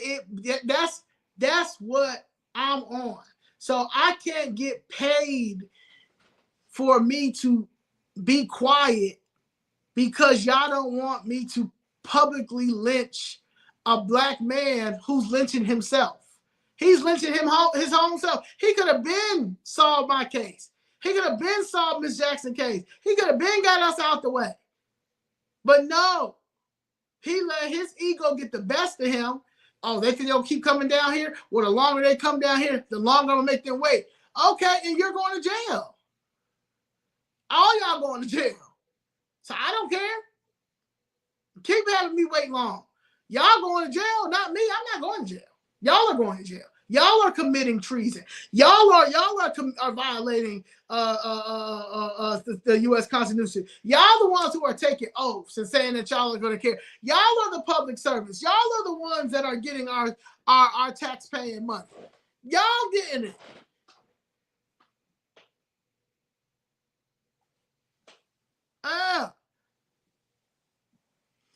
So I'm just saying, like, there's no, I'm going to go get my money. I'm going to go get my family's money. I'm going all the way. What I see is I'm going straight to the White House. I'm going straight to the White House. I'm going to get the mayor. I'm going to get the mayor's position. I'm getting a position because the corruption got to stop. That's what I'm on. I got to figure this out. I got to figure out how to do this. I got to figure out how to organize my black kids and my allies, because there's a lot of allied kids that's out here that's not with the BS either. You understand? You know, I gotta figure out how to organize us to make sure that they're voting. I gotta make sure that our children know that, hey, you too can get these jobs. Okay, these are the jobs that y'all need to get. Because we've got people in there who don't care about the community. They don't care about the people. They don't care about anything. The problem is they're embarrassed because the Democratic Party showed their hand. And because the Democratic Party showed their hand, and you have people like myself and other people that ain't nowhere near a sucker, was going to let y'all continue to play them. That's how that works. You know, that's how that works. I done stopped cursing. Man, I used to be a cursing person. Okay? I stopped cursing because, yes, the cursing was getting too much, getting to be too much. But I can't stop me being emotional or passionate about something when I'm legit watching these people violate the U.S. Constitution. I'm watching them in my face. No, absolutely not. So my best bet is help build my brand, share my stuff as much as possible, help with the fight. If financially, if you can back me, back me. I shouldn't have to change who I am. The money gonna come regardless because my mission, my heart is in it. My mission is in it. I'm determined to get legislation. I'm determined to change all of this. I'm determined, and it's not gonna take me a long time. It's not gonna take me a long time because I have the right people around me, and the people who don't get it or try to be that negative Nancy or that negative Dwayne or want to make it something else, I cut you off. My cut off game is so good. It's so good. It's amazing. I love it. See, I'm super into it or I'm not at all. And I've always been like that. Yeah, we need all that. Trades back in the school system. These kids don't know nothing. Who is going to be a plumber? Who is going to be an electrician? Everybody can't be a social media influencer. It's just not going to work. Okay? You got people that's arguing back and forth about tech jobs. Why don't we have our own social media? And like I said, on the Breakfast Club, I understand you got fan base, but I'm talking about we should have our own social media. We should have our own Black Twitter. We should have our own platform. We've got too many people that know tech, too many Black Americans that do know tech, too many freemen that know tech, and we don't do all that. So my thing is, though, that's where the money needs to come in at, because Black people have the money. Y'all showed us that when y'all was doing the Zoom calls for Kamala. Y'all was doing Zoom calls for Kamala, so the money is there. And you got a whole bunch of allies that's rocking with you as well. It's a bunch of allies that's rocking with me. I talked to Northside. I talked to Lincoln Park. I've talked to Pilsen people. I've talked to Black people. I've talked to people that's all over the United States. I've talked to people who's all over the world. So the message is getting out there. You know, I know that there are people that are in my group that are helping me get to where it needs to be, getting me organized and getting the group organized. Because no, I've never been through anything like this. I've never done anything like this. I think every day, I pray every day, praying that I'm doing what I need to do right. Praying that I don't have to deal with so much negativity from who I'm hanging with, to who's part of the squad, to ain't nothing gonna change. Ain't that, the world is designed the way that it is, and da da da da. I don't want to hear none of that. I don't want to hear that.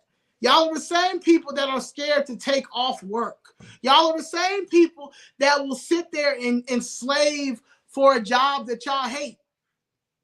So yeah, of course, it's not going to change because of people like you that's scared to take off. That's scared that's scared to fight for their rights. Like the same people who drink brown water and live in CHA buildings because they're scared they're going to lose their voucher.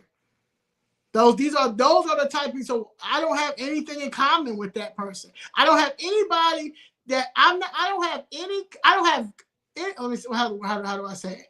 I don't have anything in common with anyone who believes the government is for us, because at this moment it's not. It may be working for you because you got a little city job, but it's not working for the whole. People barely can afford to live. Rent is insane. Property taxes is insane. We're losing businesses.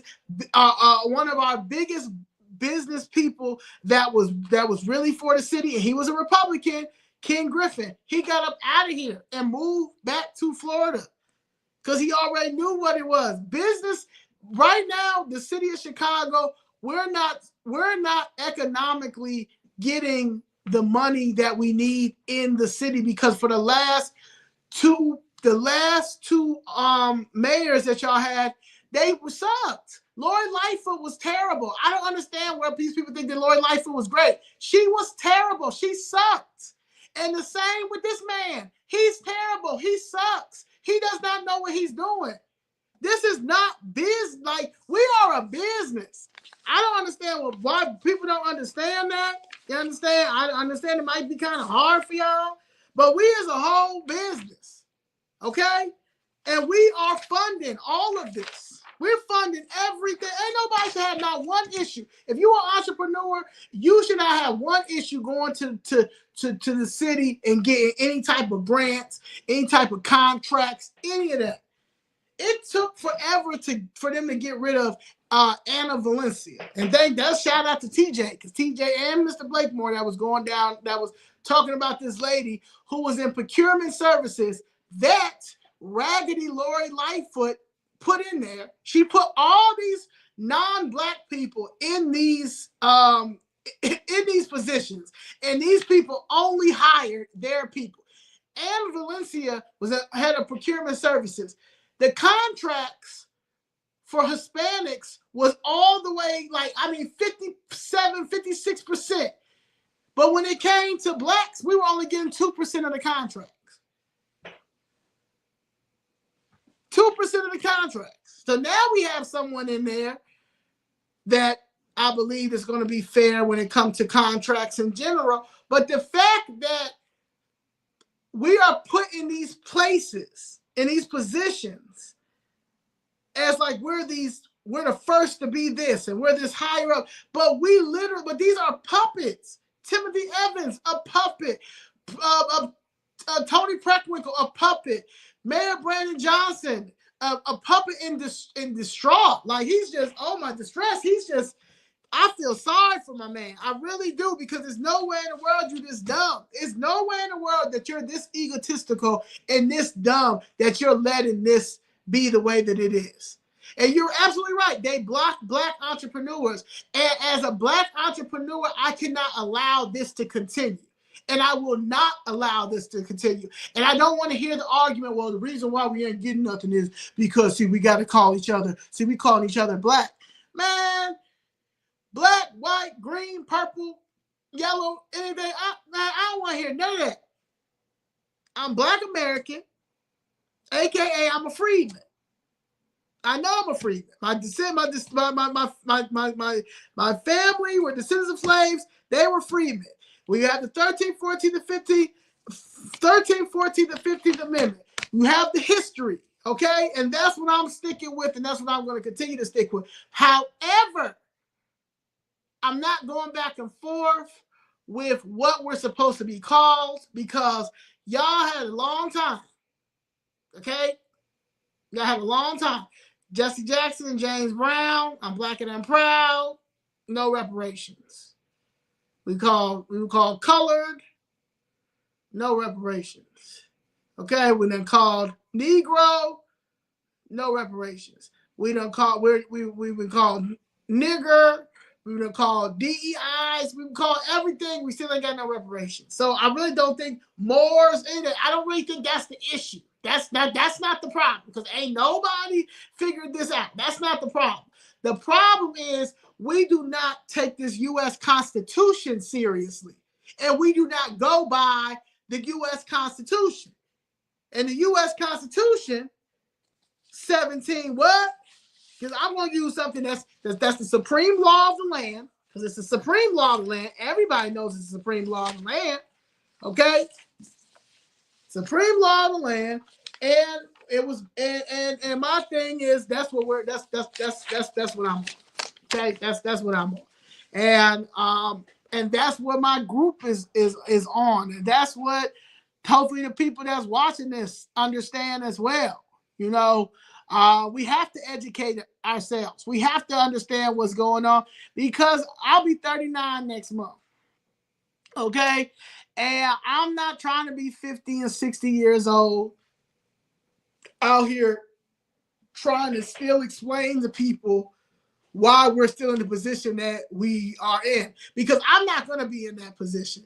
I promise you, in the next year, they're going to find my mom's money, and then we're going to also figure out how to save Chicago. We're not going to figure out. I know how to save Chicago, and quite a lot of and a lot of other business minded people and business people from all walks of life in Chicago also know how to save Chicago, and it's going to be saved.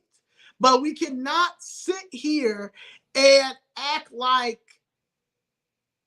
it's just useless. Like, we just like, if it's that useless, then like, I don't know why you live here. Like, go live in another country. Like, since it's so useless, stop being negative. Everything is negative, negative, negative, negative, negative, negative, negative, negative, negative, negative, negative. Nah, these people owe us money.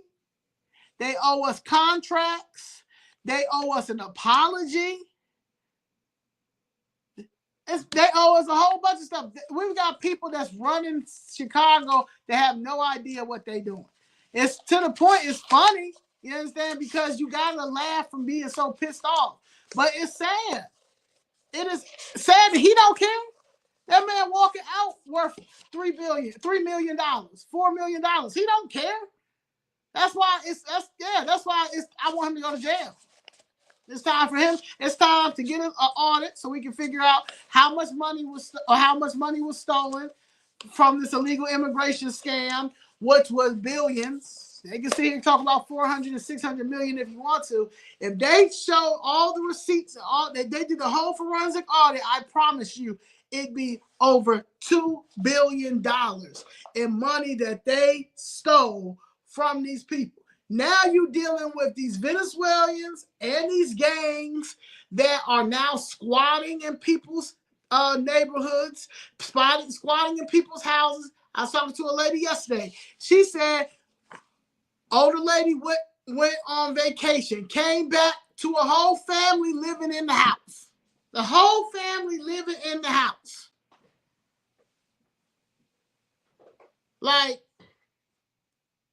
what?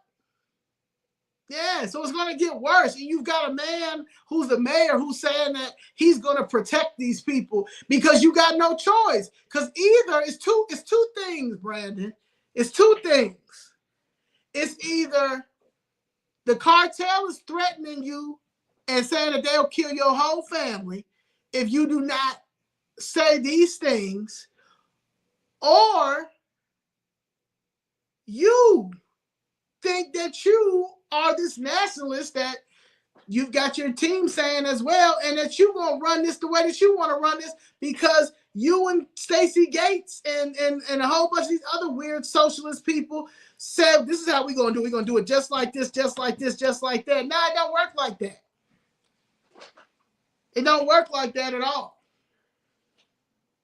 So blink twice if Brandon Johnson, when I see you next week, or no, January 7th, that's the first committee meeting back. Blink twice, or talk to somebody. Go talk to President-elect. Go talk to Tom Homan. Let them know that they threatening your family. That's why you out here ruining Chicago the way that you're ruining Chicago. Chicago broke. Chicago ain't got no money. But y'all spending millions of dollars on vacancies, and you're spending over $1 million on Nick Posado's 4 assistants. They make more than the governor. That's wild. We have to fight for our city, and we will, and we are, and we're gonna win. That's the crazy thing. Chicago already winning now. That's the craziest thing. Like Chicago is already winning now. We just got to keep the same pressure as soon as class is back in session. And class is back in session January 7th. The first meeting is at, I think, 10 in the morning. Let me look it up right now. And you guys can go to City of Chicago meetings. And the City of Chicago meetings will pull up all of the upcoming meetings. So starting January 7th, 2025 at 12 p.m. is the Committee on Housing and Real Estate. Okay. Then you have the Committee on Zoning, Landmarks, and Building Standards. That's on January 9th at 10 a.m. Then you have Committee on Finance, which is my favorite meeting right here, because that's when you know where the finance money comes in. And then you also know how much money they're about to pay out to all the people who done got shot by the police or police brutality and all that. They have no issue paying these people out like this, like this, like that, like that. But when it comes to the city government elected officials doing something, they'll good luck. Committee on Finance, that's on the 13th. Then you have Committee on Public Safety, that's on the 14th.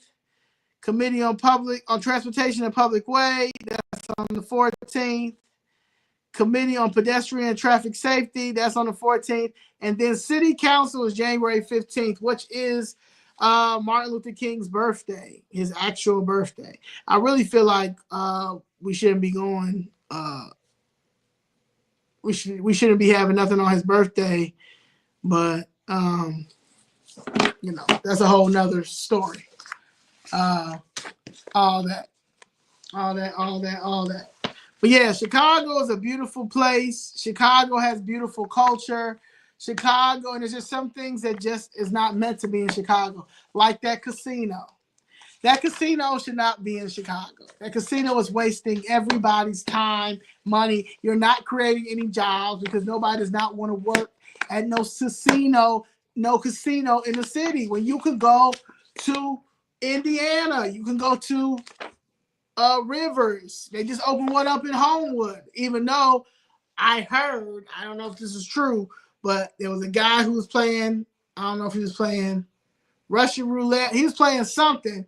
And when he went to go get his earnings, they say child support took his earnings. They said child support took his earnings. So I don't know how the hell that child support, they got something in the casinos that they find out that if you owe child support, they're taking your earnings. I'm trying to tell you, it's real weird out here. It's real weird out here. Everybody wants to come. Anybody that's an elected official, politic, or anything like that can come and get anything from you. Anything. Take whatever. Take your little earnings. Take whatever and give it towards student loan, towards child support, all that. They can come and take all this.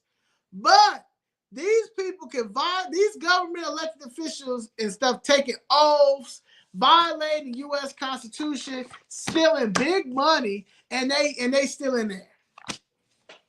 It's the hypocrisy for me. It's the hypocrisy for me.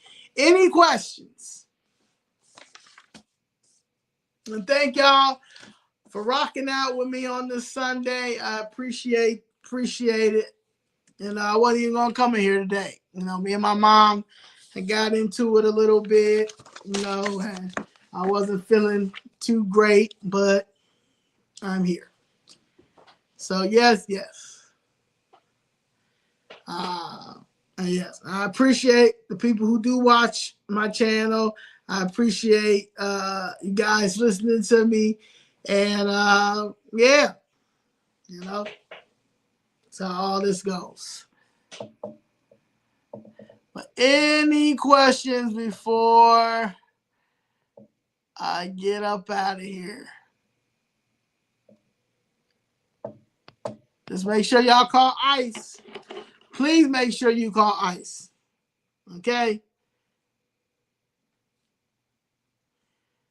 ICE. ICE number is very, very, very important. Okay. 1-866-347-2423. Please. Okay. They accept anonymous reports by phone and online. And that's that. Also, I would like to say that CTU is a criminal organization, and now they're trying to fight over homeless, trying to say that they need money for the homeless students. But they had a building. Let's see.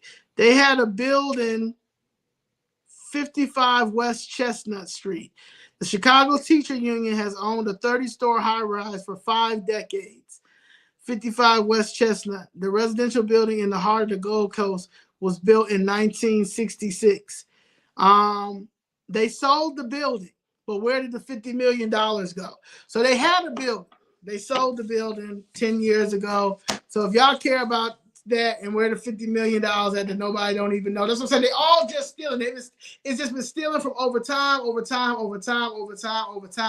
And then now that the old machine is dying, the new machine is coming in, right? And the new machine is not going to be as lucky as the old machine because y'all getting out. So we got social media. We're going to expose. The corruption that y'all do, because for some reason y'all don't know how to help y'all community. Y'all stealing from y'all community. Don't want to help your community, but want people to continue to vote for y'all. That's crazy. The number is 1-866-347-2423. That's 1-866-347-2423. If you're seeing illegal, call ICE, okay? They want to report an immigration violation from the U.S. Call, okay?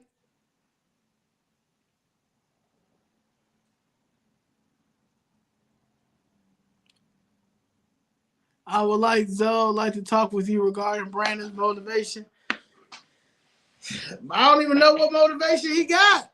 He is out here ignoring people. Keep the faith. Would you like the info on why this is happening? Yeah, you can let me know.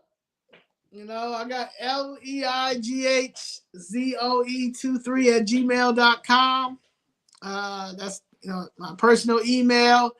So you can send stuff to or stuff like that. But all I know is that it's embarrassing.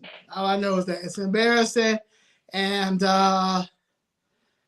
it can't go on the back of Chicago citizens anymore. Okay, it cannot go on the back of Chicago citizens anymore. You know, as a leader, as a collaborator, like he says, you know, as a person who cares about having a greater, safer Chicago, as a person who says that he's a black man raised on the west side of Chicago with his black wife and raising his 3 black kids, he's embarrassing. Okay, he's embarrassing. Yeah, but yeah, but that's what it is. Let's see, 23@gmail.com. But yeah.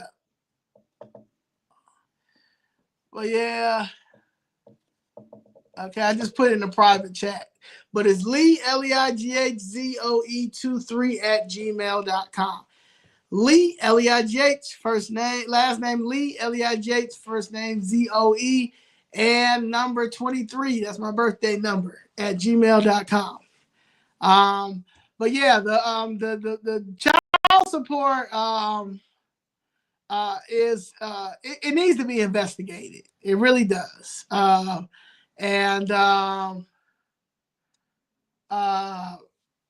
That's the main thing. His child support needs to be investigated. The whole system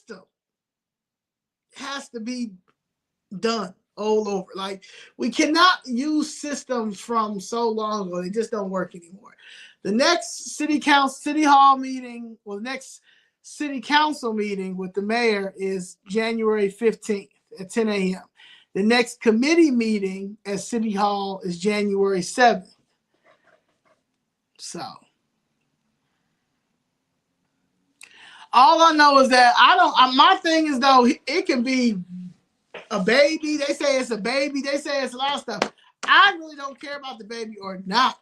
All I care about is him settling my case. Okay, that's my thing. You understand? Settling my case. I don't care about none of that other stuff. Okay, all that other stuff is people have babies on people all the time. Okay, I have a model. People know my model. I'm not gonna talk about it right now, but yeah. Okay, so that don't even matter to me. It matters is that we are not in a safer, greater Chicago like what he said. He's embarrassing Chicago. Okay, that building was for teachers who retired, so they sold the building for $50 million, and nobody don't know where the building is at.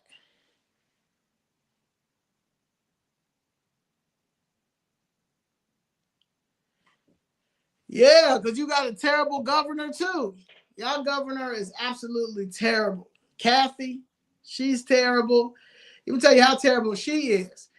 Now, the illegal burned up that lady who they still have no idea who she is yet. All that name that's going around, that's not her real information. That's not her real name. Anyway, the illegal burned her up the other day because he was smoking K2. K2 you can go get at the local at the local gas station. They really need to ban K2. The fact that they have K2 out here and people can go buy K2 at the gas station is they really want us just out of our minds. But anyway, he was smoking on K2. He burnt the lady. Now, the next day, Kathy, y'all governor, New York governor, she goes on the on the subway, and she's taking videos and pictures of people talking about how safe the metro is, the subway is, and the people are gravitating, and New York is such a great city. Ma'am, somebody just got burnt to char. They don't even know who this person is yet. She's burned all the way. So burnt that they can't even get her DNA from her fingerprints. And clearly not dental either.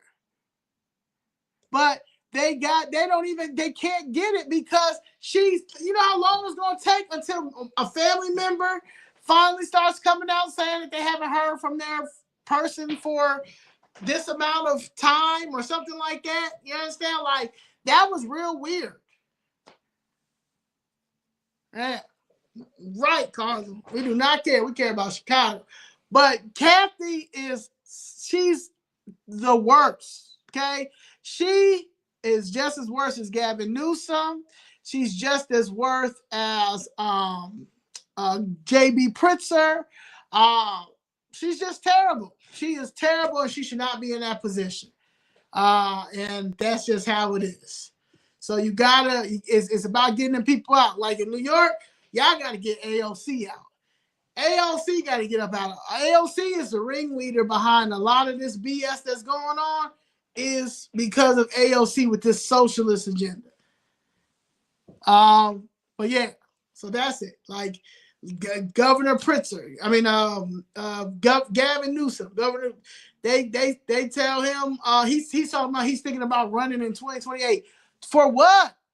You ain't gonna get nowhere near the White House. You, Pritzker, Kathy, none of y'all. Y'all is by far the worst. Yeah, AOC do not need to be in Congress. AOC has a vendetta too. I'm gonna tell you, a lot of these Puerto Ricans that got in Congress, they on a whole nother mission. They somewhere else, and we don't even know. I'm not saying all of them, but majority of them all. It got real weird. So yeah, but it's all hands on deck. The whole thing is all hands on deck, right? And that means all hands everywhere. everywhere. New York, LA, California, Chicago, Illinois. Who else? Who else is Denver? Denver, man. Denver, wow.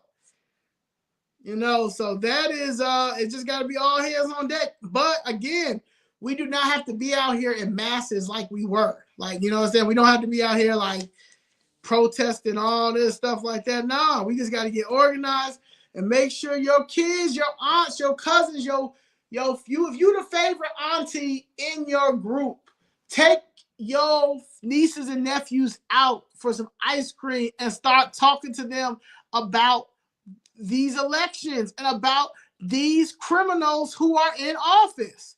These are criminals that are in office. They are taking y'all cities and the cities down because they feel like we're not paying attention. It's not that we're scared.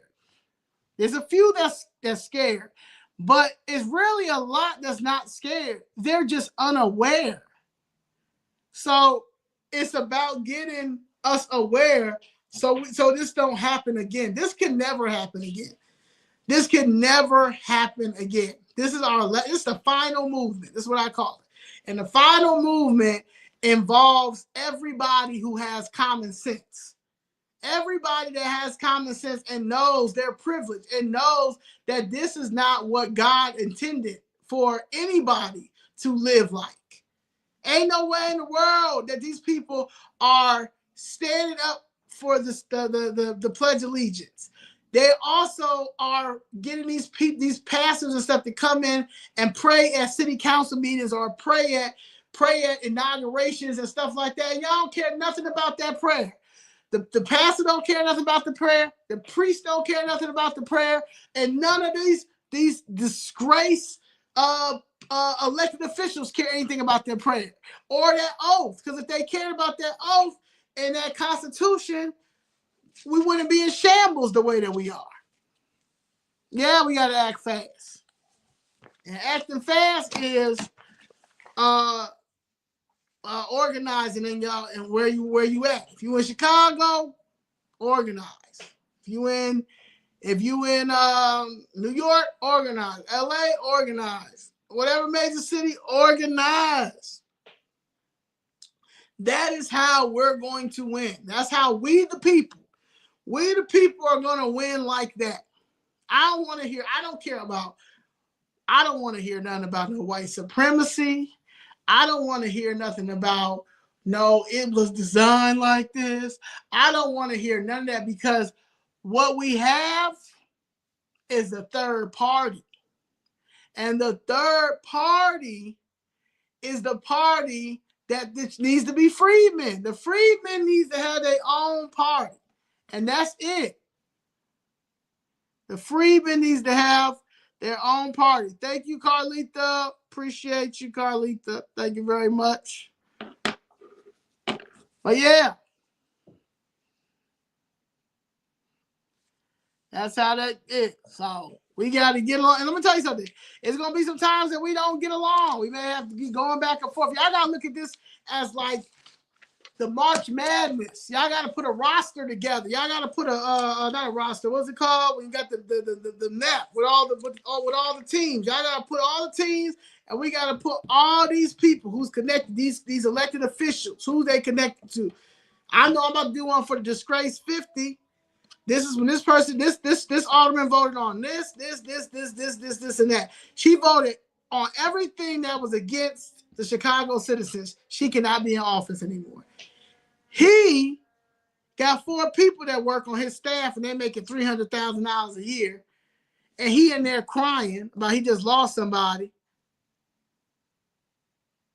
But they make it more than him and the mayor, the vice mayor, more than anybody that's in any political. You make it more than the staff members are making more than the governor. Make it make sense. He got to go. 20 black aldermen. me and Miss Jessica asked for a press conference. We want y'all to stand behind us and give us our press conference about how they stealing black people's property. None of y'all couldn't stand behind us because y'all too are stealing black people's property. So y'all can't do it because then somebody's gonna notice and be like, I know that ain't. So y'all gotta go. Anybody cannot, if anybody cannot stand with us, there's no purpose of you being in office because you're not independent. You don't have an independent mind. You don't have a public servant mind. You don't care about the people. You don't care about making government better. You know, you're not making the government efficient. You're not making government anything. You're just collecting our tax dollars. You do not belong in office.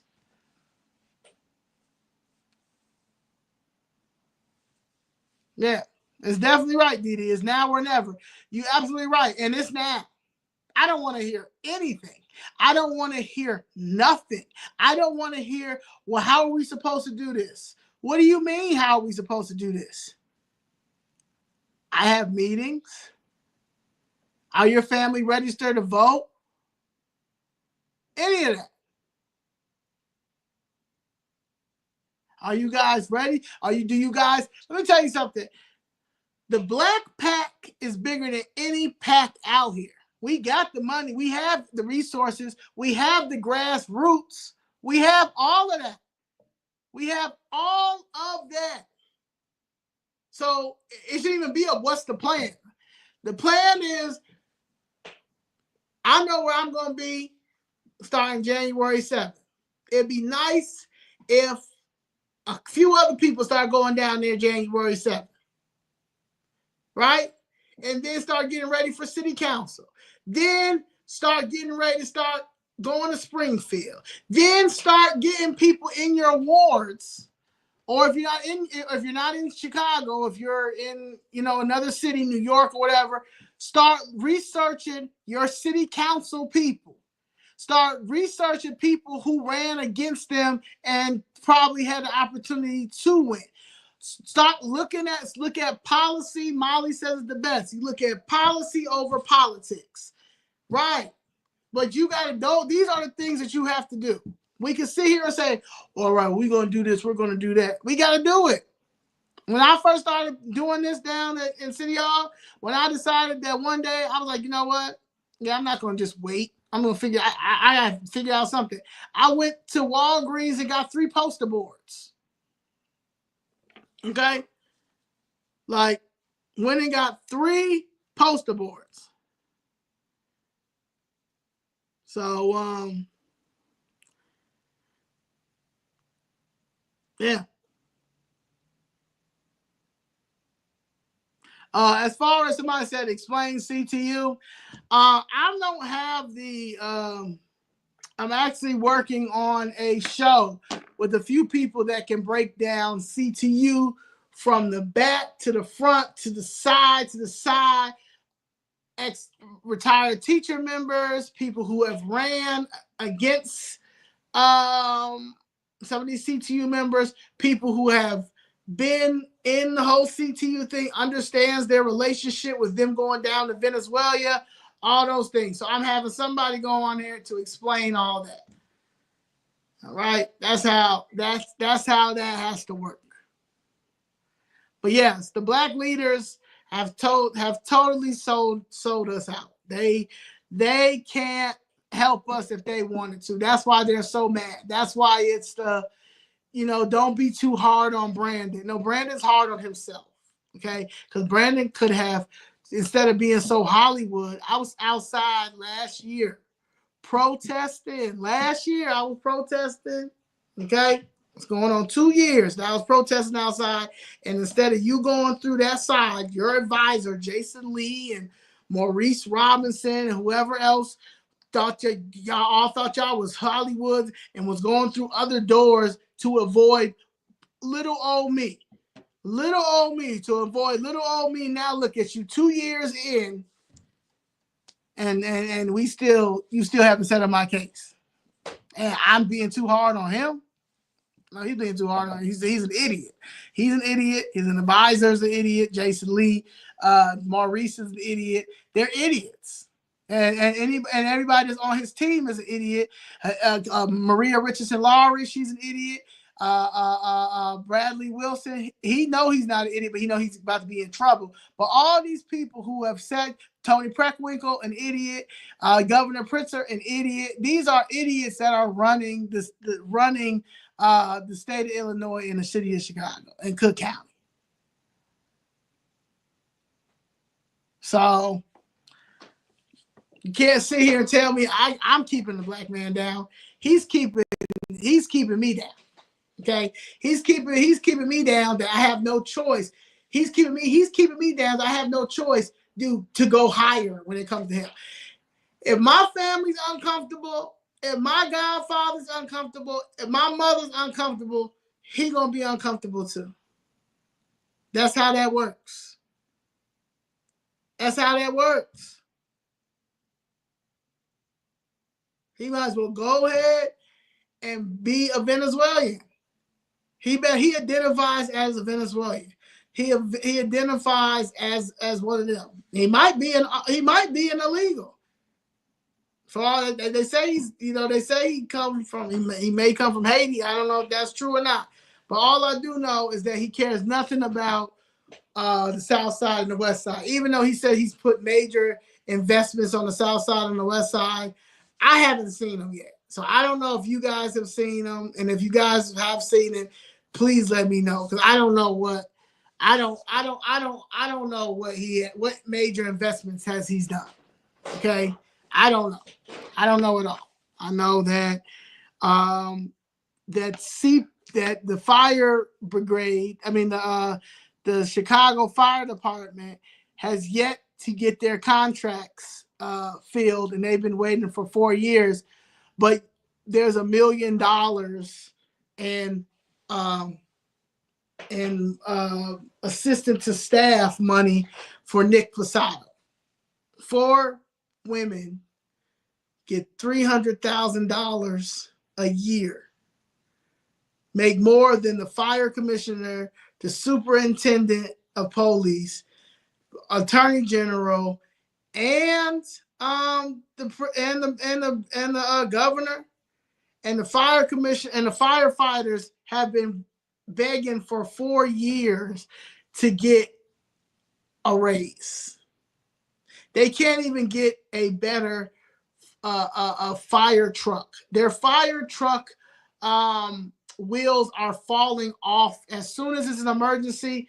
The fire truck, they can't go past 20 miles, because if they go past anything that's over 20 miles, a tire is going to fall off. These are our first responders. These are our first responders, and they can't get a raise. The fire department cannot get a raise, but Nick Posado's 4 assistants to him make $300,000 a year.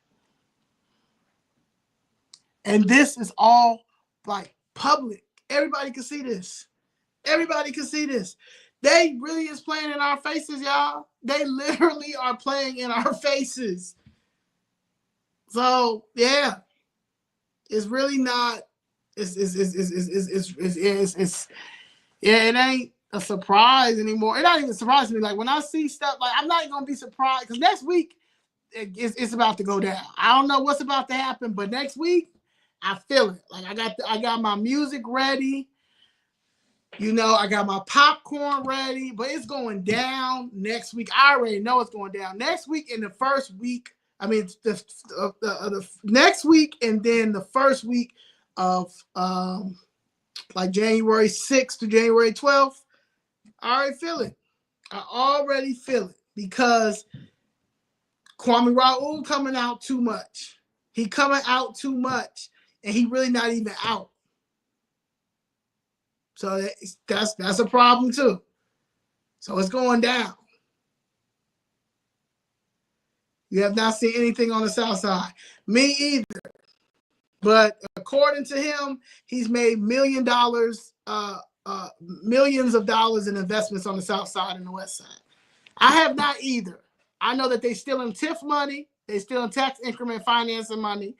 He's took the Invest Southwest money, put it in some bonds, and is giving it to downtown, to the South Loop and stuff like that. I do know that much. I do know he took all the Invest Southwest money and put it in money bonds so they can build up the financial district in the name of affordable housing. I do know that much. So that's how that works. That's how that works, and that's how that's going to work. So yes, be in your P's and Q's. When it's time to go to war, be prepared. And this war is going to be a war that we're going to win, and no one is going to physically get hurt, because it's time for Black America, aka freedmen, to start asking the questions that should have been asked a long time ago. But we had gatekeepers in our communities that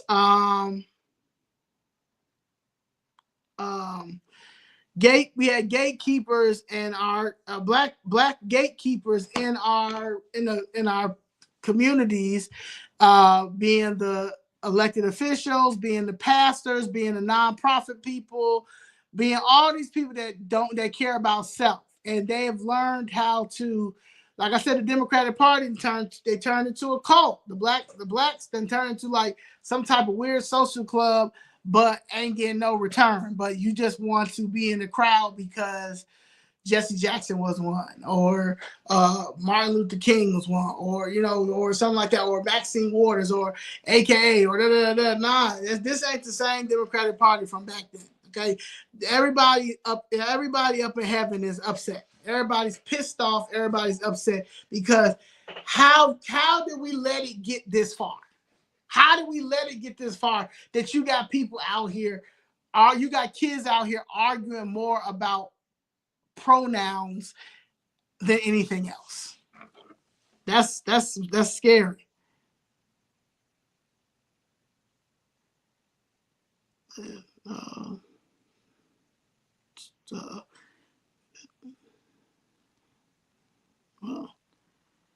Yeah, so that's how I feel. Any other questions before I get out of here? I hope that y'all have a great New Year's Eve. Please be safe. And be still. Think. Look. Take notes. Go get them budgets.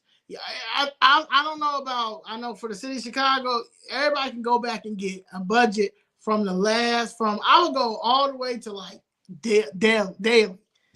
Like the last 2 years of daily budget from when he was in office, then Ron, Lori Lightfoot, and Brandon Johnson. And I would just look at the budget and look at just look how much things have changed or things that have not changed. So that's that. The next video is, I think, Wednesday, and then Friday, Famous Friday.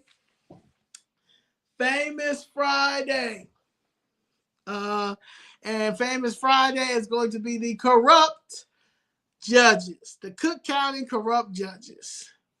I would start looking into them budgets. I will look into everybody that work for that city council person. I will look to see how much they spent. Because, again, we are the ones who are funding all of these people. Okay? These are our kids at this point. So you want to look at how much money is being spent. You want to see what is it being spent on. Things like that. So, yeah, I know that's what I would do. Like I watched the public health. One program in the last 4 years got $1.4 billion. $1.4 billion.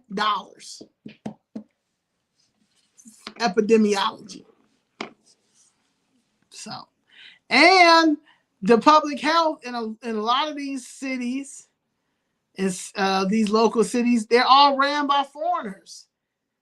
Like, they're all ran by foreigners. Like, we don't got no American doctors or physicians or head physicians, or we don't have no top black or white doctors, American, born and raised right here in the United States of America. Like, you got to go find all these foreigners that run all our public health. That don't even make no sense. Just stuff like that don't make any sense at all. It doesn't make any sense. And when you start looking at that money in public health, it's starting to look like money laundering. Okay, it's starting to look like money laundering.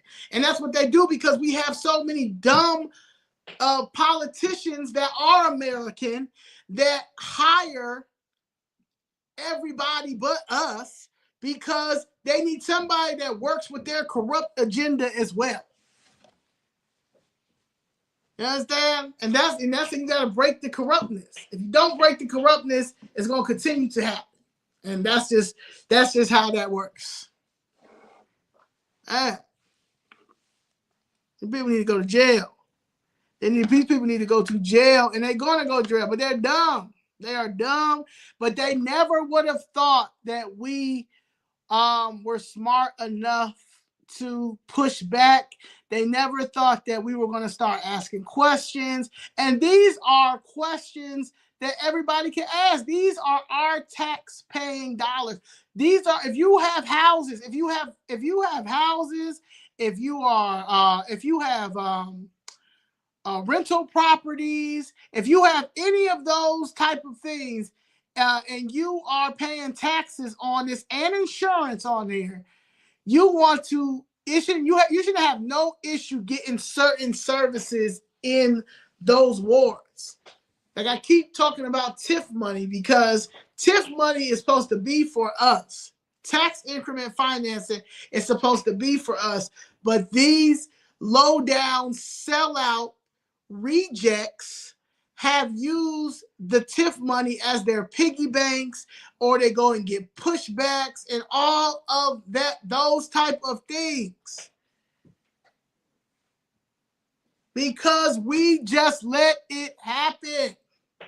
We don't know. You start calling these people up, writing them letters, and be like, I need to understand. So whoever is in the 38th ward, somebody needs to write Alderman Spasado right now and say, my man, why do 4 of your workers make more money than you, the governor, attorney general, the firefighter chief, the police chief, the state's attorney general, Tony Preckwinkle? How? What question? What's going to be his answer? People don't pay attention? Or is he going to tell the truth? They get this money because of bop, bop, bop, bop, bop, bop, bop. I mean, I'm just saying. It's crazy. I was kind of like, damn, Spasado. But hey, it doesn't. They all corrupt up in that motherfucker. They all corrupt.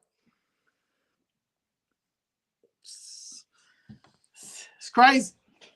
So, and when and start demanding in New York and California too, but especially New York, demand in forensic audit. I want to see where all of that money went for the undocumented illegals. Now, I don't think New York stole as much money as these people in Chicago, as the Hispanic KKK, Brandon Johnson and his squad, Lori Lightfoot and her squad, the developers, the aldermen and their squad. I don't think that they stole as much money as Chicago did, because, like I said, Chicago, it's going down in history, Chicago, because I know for sure they spent over $2 billion in funding these illegals. So, yeah.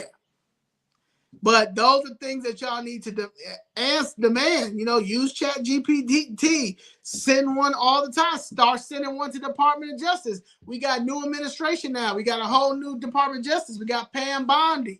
You understand? Like, You've got you're gonna think. I think we're gonna get a new federal attorney general.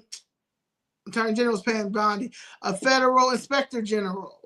Right now it's Michael Horowitz. It might still remain Michael Horowitz. Michael Horowitz has been there for a while, but you get a whole new administration that the goal is for them to do stuff. I know people say to me, well, what if Trump doesn't do anything? Kamala didn't do anything. Brandon Johnson didn't do anything. Tony Preckwinkle didn't do anything. Governor Pritzker didn't do anything. How are you going to be so quick to say that, what if he doesn't do anything? How do you know that he's not going to do anything? I know he's paying attention to Chicago. I know he's paying attention to us. I know I got a holiday card from Trump. I didn't get a holiday card from Kamala Harris. I didn't get a holiday card from Joe Biden. I didn't get an autographed picture of myself on Fox News. I didn't get. I got an autographed picture signed by Trump of me talking to Brandon Johnson about that Constitution.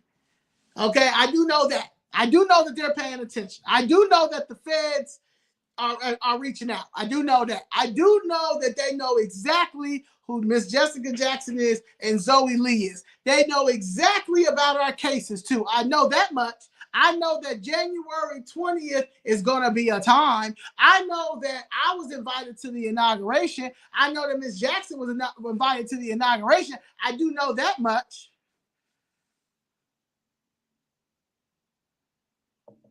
Yeah. I do know that much. I do know that I have that Chicago Fifth Red is making some noise. I do know that I have some strong core of 12 women and men that are behind me in Chicago Flips Red. I also I know what time we on. I also know that I have one of the strongest advisors out there, and that's Miss Jackson. So I know that I know our voices are going to get heard. I know that my 2 years that I put in fighting this is going to be worth it. I know that it's going to be Operation Grey Lord 2.0 about to happen, because all they could have did was settle my case, settle Miss Jessica's case, but they thought that we were just going to go away. No, this is 2 Christmases.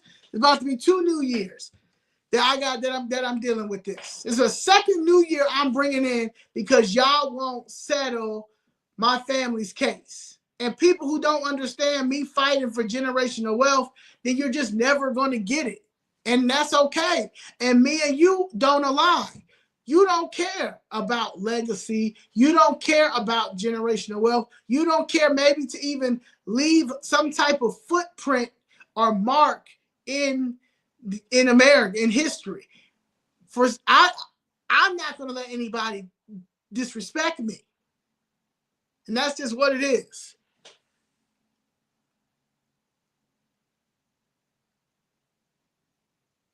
Gavin Newsom is nowhere near going to win anything. Gavin Newsom is terrible. You talk about the Democrats need to go for the moderate strategy, get Gavin Newsom to pick Andy Bashar for VP. No, Gavin, have you seen California? California looks like little Tijuana. Like, do you see the tents there? Do you see how California is? California is terrible. Gavin Newsom is no. Bryce, absolutely not, Bryce. Take that somewhere else. This is the wrong channel for this. Absolutely. Gavin Newsom or Andy. No. Gavin Newsom, no. Absolutely not. He's terrible. He's terrible. What are you talking about? Gavin is straight trash. I remember back in 2020, Michael Moore warned Democrats not to nominate a woman for president if they want to beat Trump. He's right. What? That's the thing people don't understand too. It's not about Kamala being a woman. She was just the wrong woman to run against Trump, and she was the wrong woman to run against anybody. Kamala was not going to make it.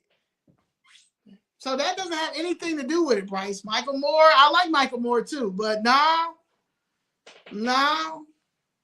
The Democrats have been trash, and they've showed you time and time how trash they were.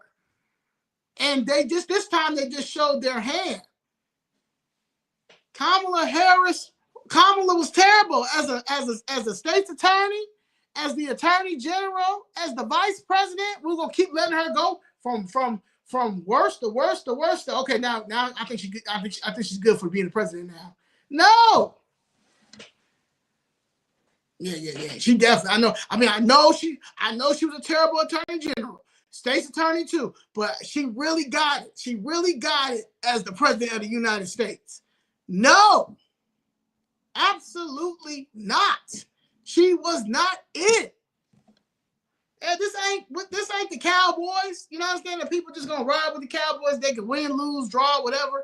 You know, people no. You know what I'm saying? This ain't like the Lil Duval. He loves Jacksonville Jaguars. He don't care if they are 0-12. You know, he's gonna ride out for them. This ain't that. Gavin Newsom is terrible. Kamala Harris was terrible. No.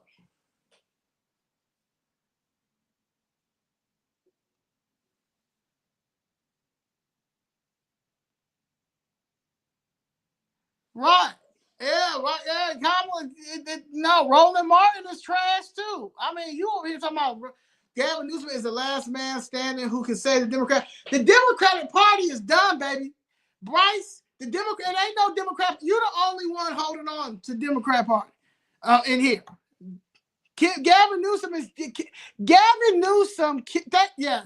the reparations in California bill. He's a no. He's disrespectful. It's homeless people everywhere. They're shooting up on every corner, heroin and stuff. He's walking by them. He is also on cocaine as well. There's no way that Gavin Newsom can be any type contender for nothing. For the zoo. For jail, Gavin Newsom could be a top contender for Alcatraz. It's not even open no more, but that prison. Gavin Newsom has a kind of charisma that will turn. All right. You know what? I got a band you got, Bryce. Bryce has lost his mind. Bryce might be Gavin Newsom. Bryce might be Gavin Newsom, or Bryce might be Gavin Newsom's boyfriend. Bryce, yeah, Bryce, I had to let go, bro. Bryce, it was getting too much. Bryce might, yeah, I don't know. It was getting real crazy. Hey man, bro, he was riding big. He got pictures of Gavin Newsom like on his wall. Probably when you go into his room, he probably got big pictures of Gavin Newsom. Gavin Newsom is the worst. And how he killed that reparation bill. Gavin Newsom can't be trusted. Gavin Newsom can't be trusted, let alone the Black Caucus in California can't be trusted. None of them can be trusted. All these people have to be removed out of there. Out of here. Y'all gotta look at this as like the new, what's the word? The lottery, the NBA lottery, the NFL lottery. We need all new people. Okay, none of these people are worthy of these seats. They all have to go. They're all trash. They're all terrible. All they do is lie on each other. Why we're funding it.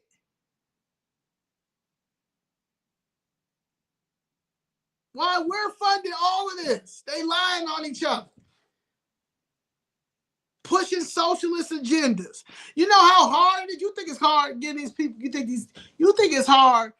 Think it's gonna be hard with getting ICE coming to get all these people out of here? When it's time for Brian Cincho Lopez to get up out of there, Ryan Rodriguez Sanchez, Carlos Romero Rosa, any of them people with them socialist ideologies, it's gonna be hard to get them out there. They're gonna have to go to jail. They're gonna have to. They're willing to pay somebody to come down there and burn themselves alive down there at one of the city hall meetings if they get voted out. That's how sick and weird they are. Okay, we're already dealing with a socialist agenda that they've pushed, and because we weren't paying attention like we should have been paying attention, they have pushed it where it's all over the place. Like that they really pushed this agenda, and you got some people that was riding with them too. Everybody getting paid but us, and we are the ones who are funding all of this.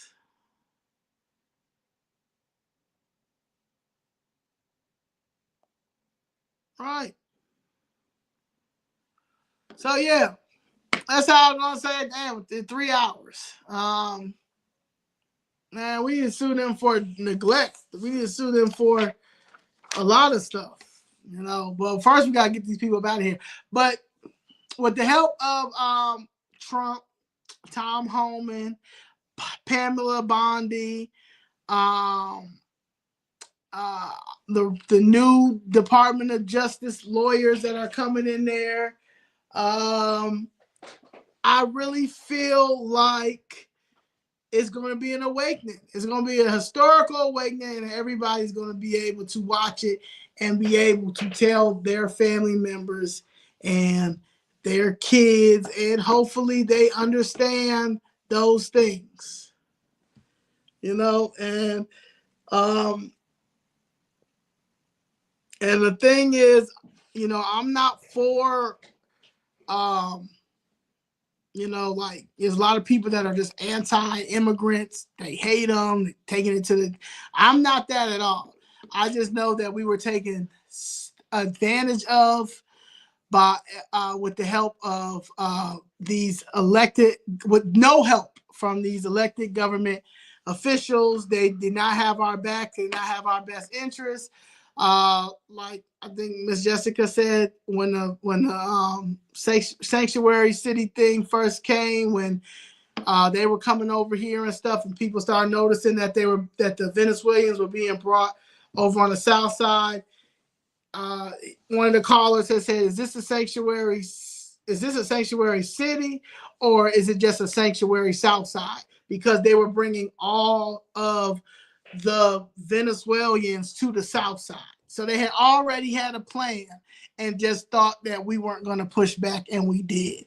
And anybody who sees a problem with people pushing back, they are not next door neighbors to these people who just came over here. Okay, they leaving trash all over the place. They playing their music all over the so loud. Modelo bottles everywhere.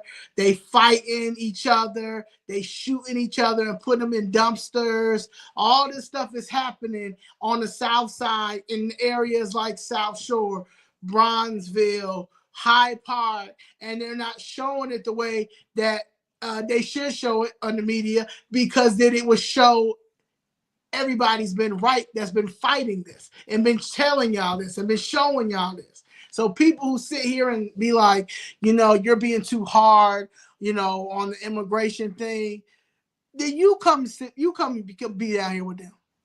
You come be down here with them. You let them play music all day, have broken Modelo bottles all over the place, cursing you out, spending your money, your well earned, your taxpayer money. They food stamps, cash assistance. They buying out the chicken. You can't find no chicken in there or steak, because they're steak tacoing it, chicken tacoing it up. They making pizzas now. They just shut down. They had a Venezuelan pizza spot. They just shut that down. They're executing people crazy. I mean, they're burning up people alive. It's like the third burn. I mean, I'm just saying it's wild. It's wild out here.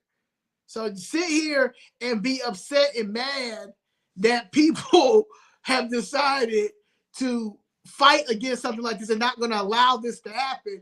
You have your nerves. You have the nerves, and you have the nerves to get upset and mad that a person voted for a person who was getting these illegals out. Okay? They don't have any H1B1 visas. These are not H1B1 visas. They are not on no visas. They are on our tax dollar riding the wave, and nobody can't do nothing, including law enforcement, until January 20th. That is what we're dealing with. And if you don't see a problem with that, then you are a person that I don't want to be around. I don't want to be around anybody that is that inhumane, because that is inhumane at that point. It's sick. It's nasty. They're young. They're getting pregnant at a very young age. Babies are, I'm going to tell you something. A lot of these babies are starting, they're finding a few babies, a lot of babies. They didn't even talk about this too. A lot of babies are being left in dumpsters by the border in Texas. Okay, a lot of the babies, because this is what they do. Now, I tell you, I was locked up before. And I was locked up in New York at Bedford Correctional Facility. And I remember there was a lady in there. Her name was Miss Eccleston. I will never forget Miss Eccleston. Miss Eccleston used to talk like, Urgh. But anyway, she used to always be like, here come these BK killers. Here come these BK killers. And I'm like, what is she talking about? She talk about these baby killers. She call them BK killers, baby or BKBs, baby killing bees, because they come over here, right, pregnant to get the services and stuff. And then, mind you, this was in 2007, 8. So they come down and get the services and stuff, come down here, but get whatever they need, but they stuck with this baby because the man that left and ran off and did his thing or whatever. So they kill these babies. A lot of them killed their babies. So a lot of these babies is left at the dumpsters. They left over here just so they can come over here. Like I'm saying, like it's bigger. It's a lot bigger. So to sit here and talk about he's taking away our abortion rights and talk all that crazy nonsense. That's why y'all were voting for how you was voting. Let's talk about all these missing kids that's missing past the border. And then let's talk about these kids, these babies that are being dumped in these dumpsters. It's like that is the problem. Like, people don't even understand. Like, it's deep. It is deep, deep, deep, deep. These are innocent babies that they're going through the whole thing so they can come over here and get their benefits or whatever. But once they realize that the border is about to close and it's over, a lot of them are coming over here, but they dropping that baby in the dumpster. And that's some weird. That's some other type of weird evil. But you got people that don't want to talk to me no more because I chose to vote. I chose to vote for the person who understands that we are under a threat, and it's time to get these people out of here. That's it. That's how I feel. So yeah. So it's a lot. There's a lot of these Latino women who be dealing with postpartum and all those things, but they don't know because a lot of people don't want to talk about postpartum and all the things that women get, and a lot of people get when it comes to just mental health and mental illness, because they try to block that out because they took all the funding away from mental health and put it in their pockets. But this is for stuff like this.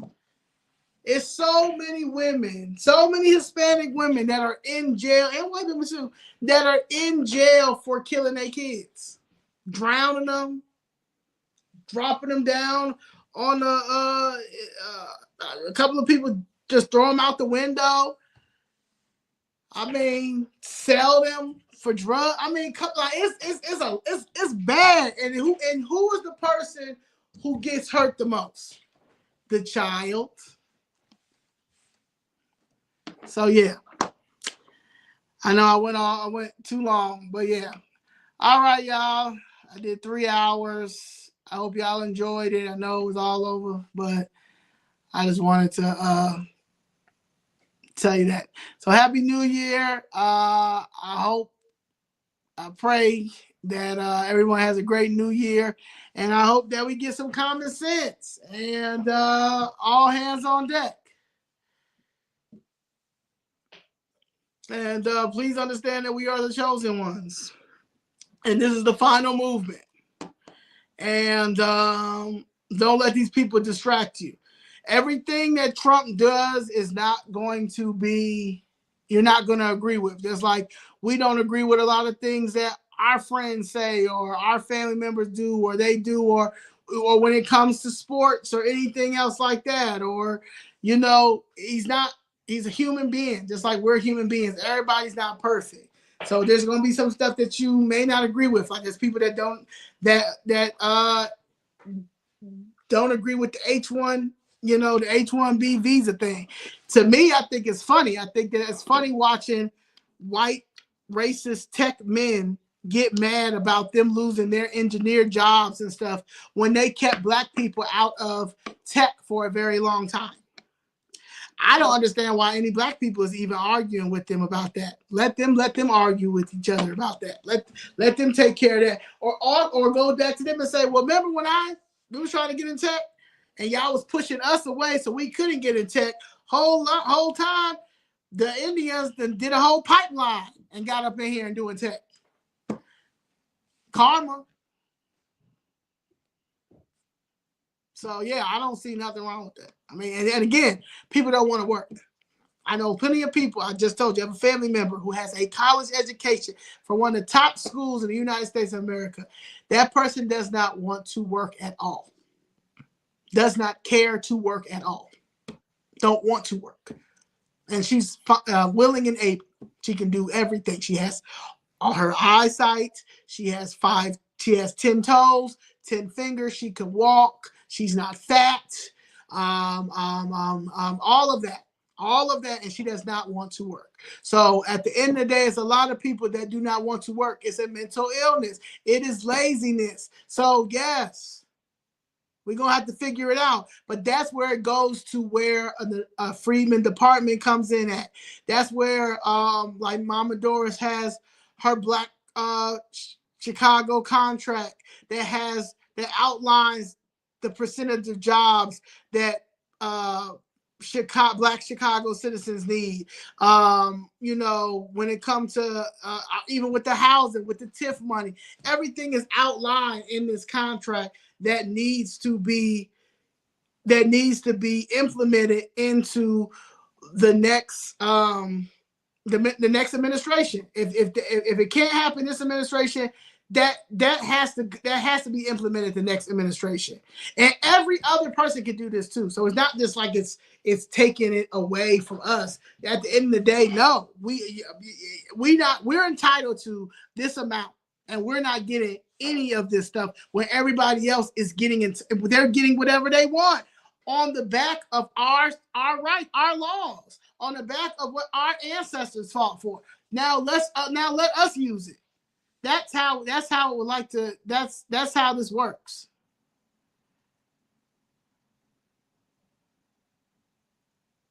Now you're right about that. Everybody knew she wasn't, but they still let her steal $1.2 billion. Okay, because if she didn't pay none of these singers and rappers, which all of the black ones saying they didn't get paid and they didn't do this and they didn't do that, then where did the money go?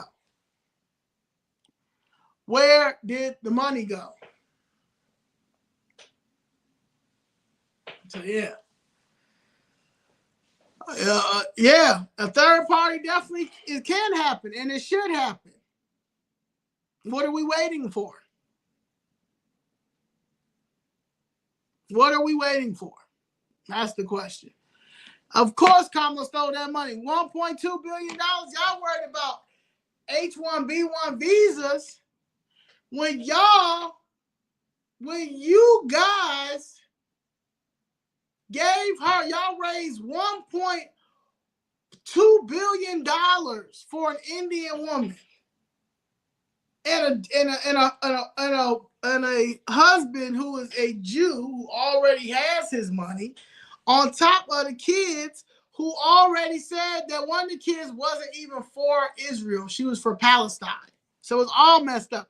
But y'all raised that money for that person, but y'all sitting here laughing that a college marching band in Mississippi was invited to the inauguration, and they're asking for donations so they don't have to spend their own money coming down there. And y'all think that's funny, and y'all laughing and calling it up.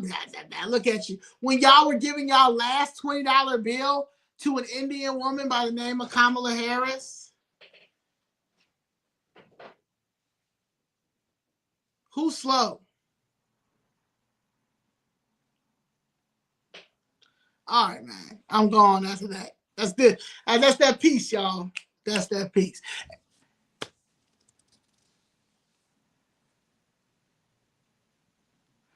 Yeah. You're absolutely right. We should all send a bill. We should all start writing. We should have writing sessions all the time. But yeah. So that's my piece. I appreciate y'all. Talk to y'all later. Peace.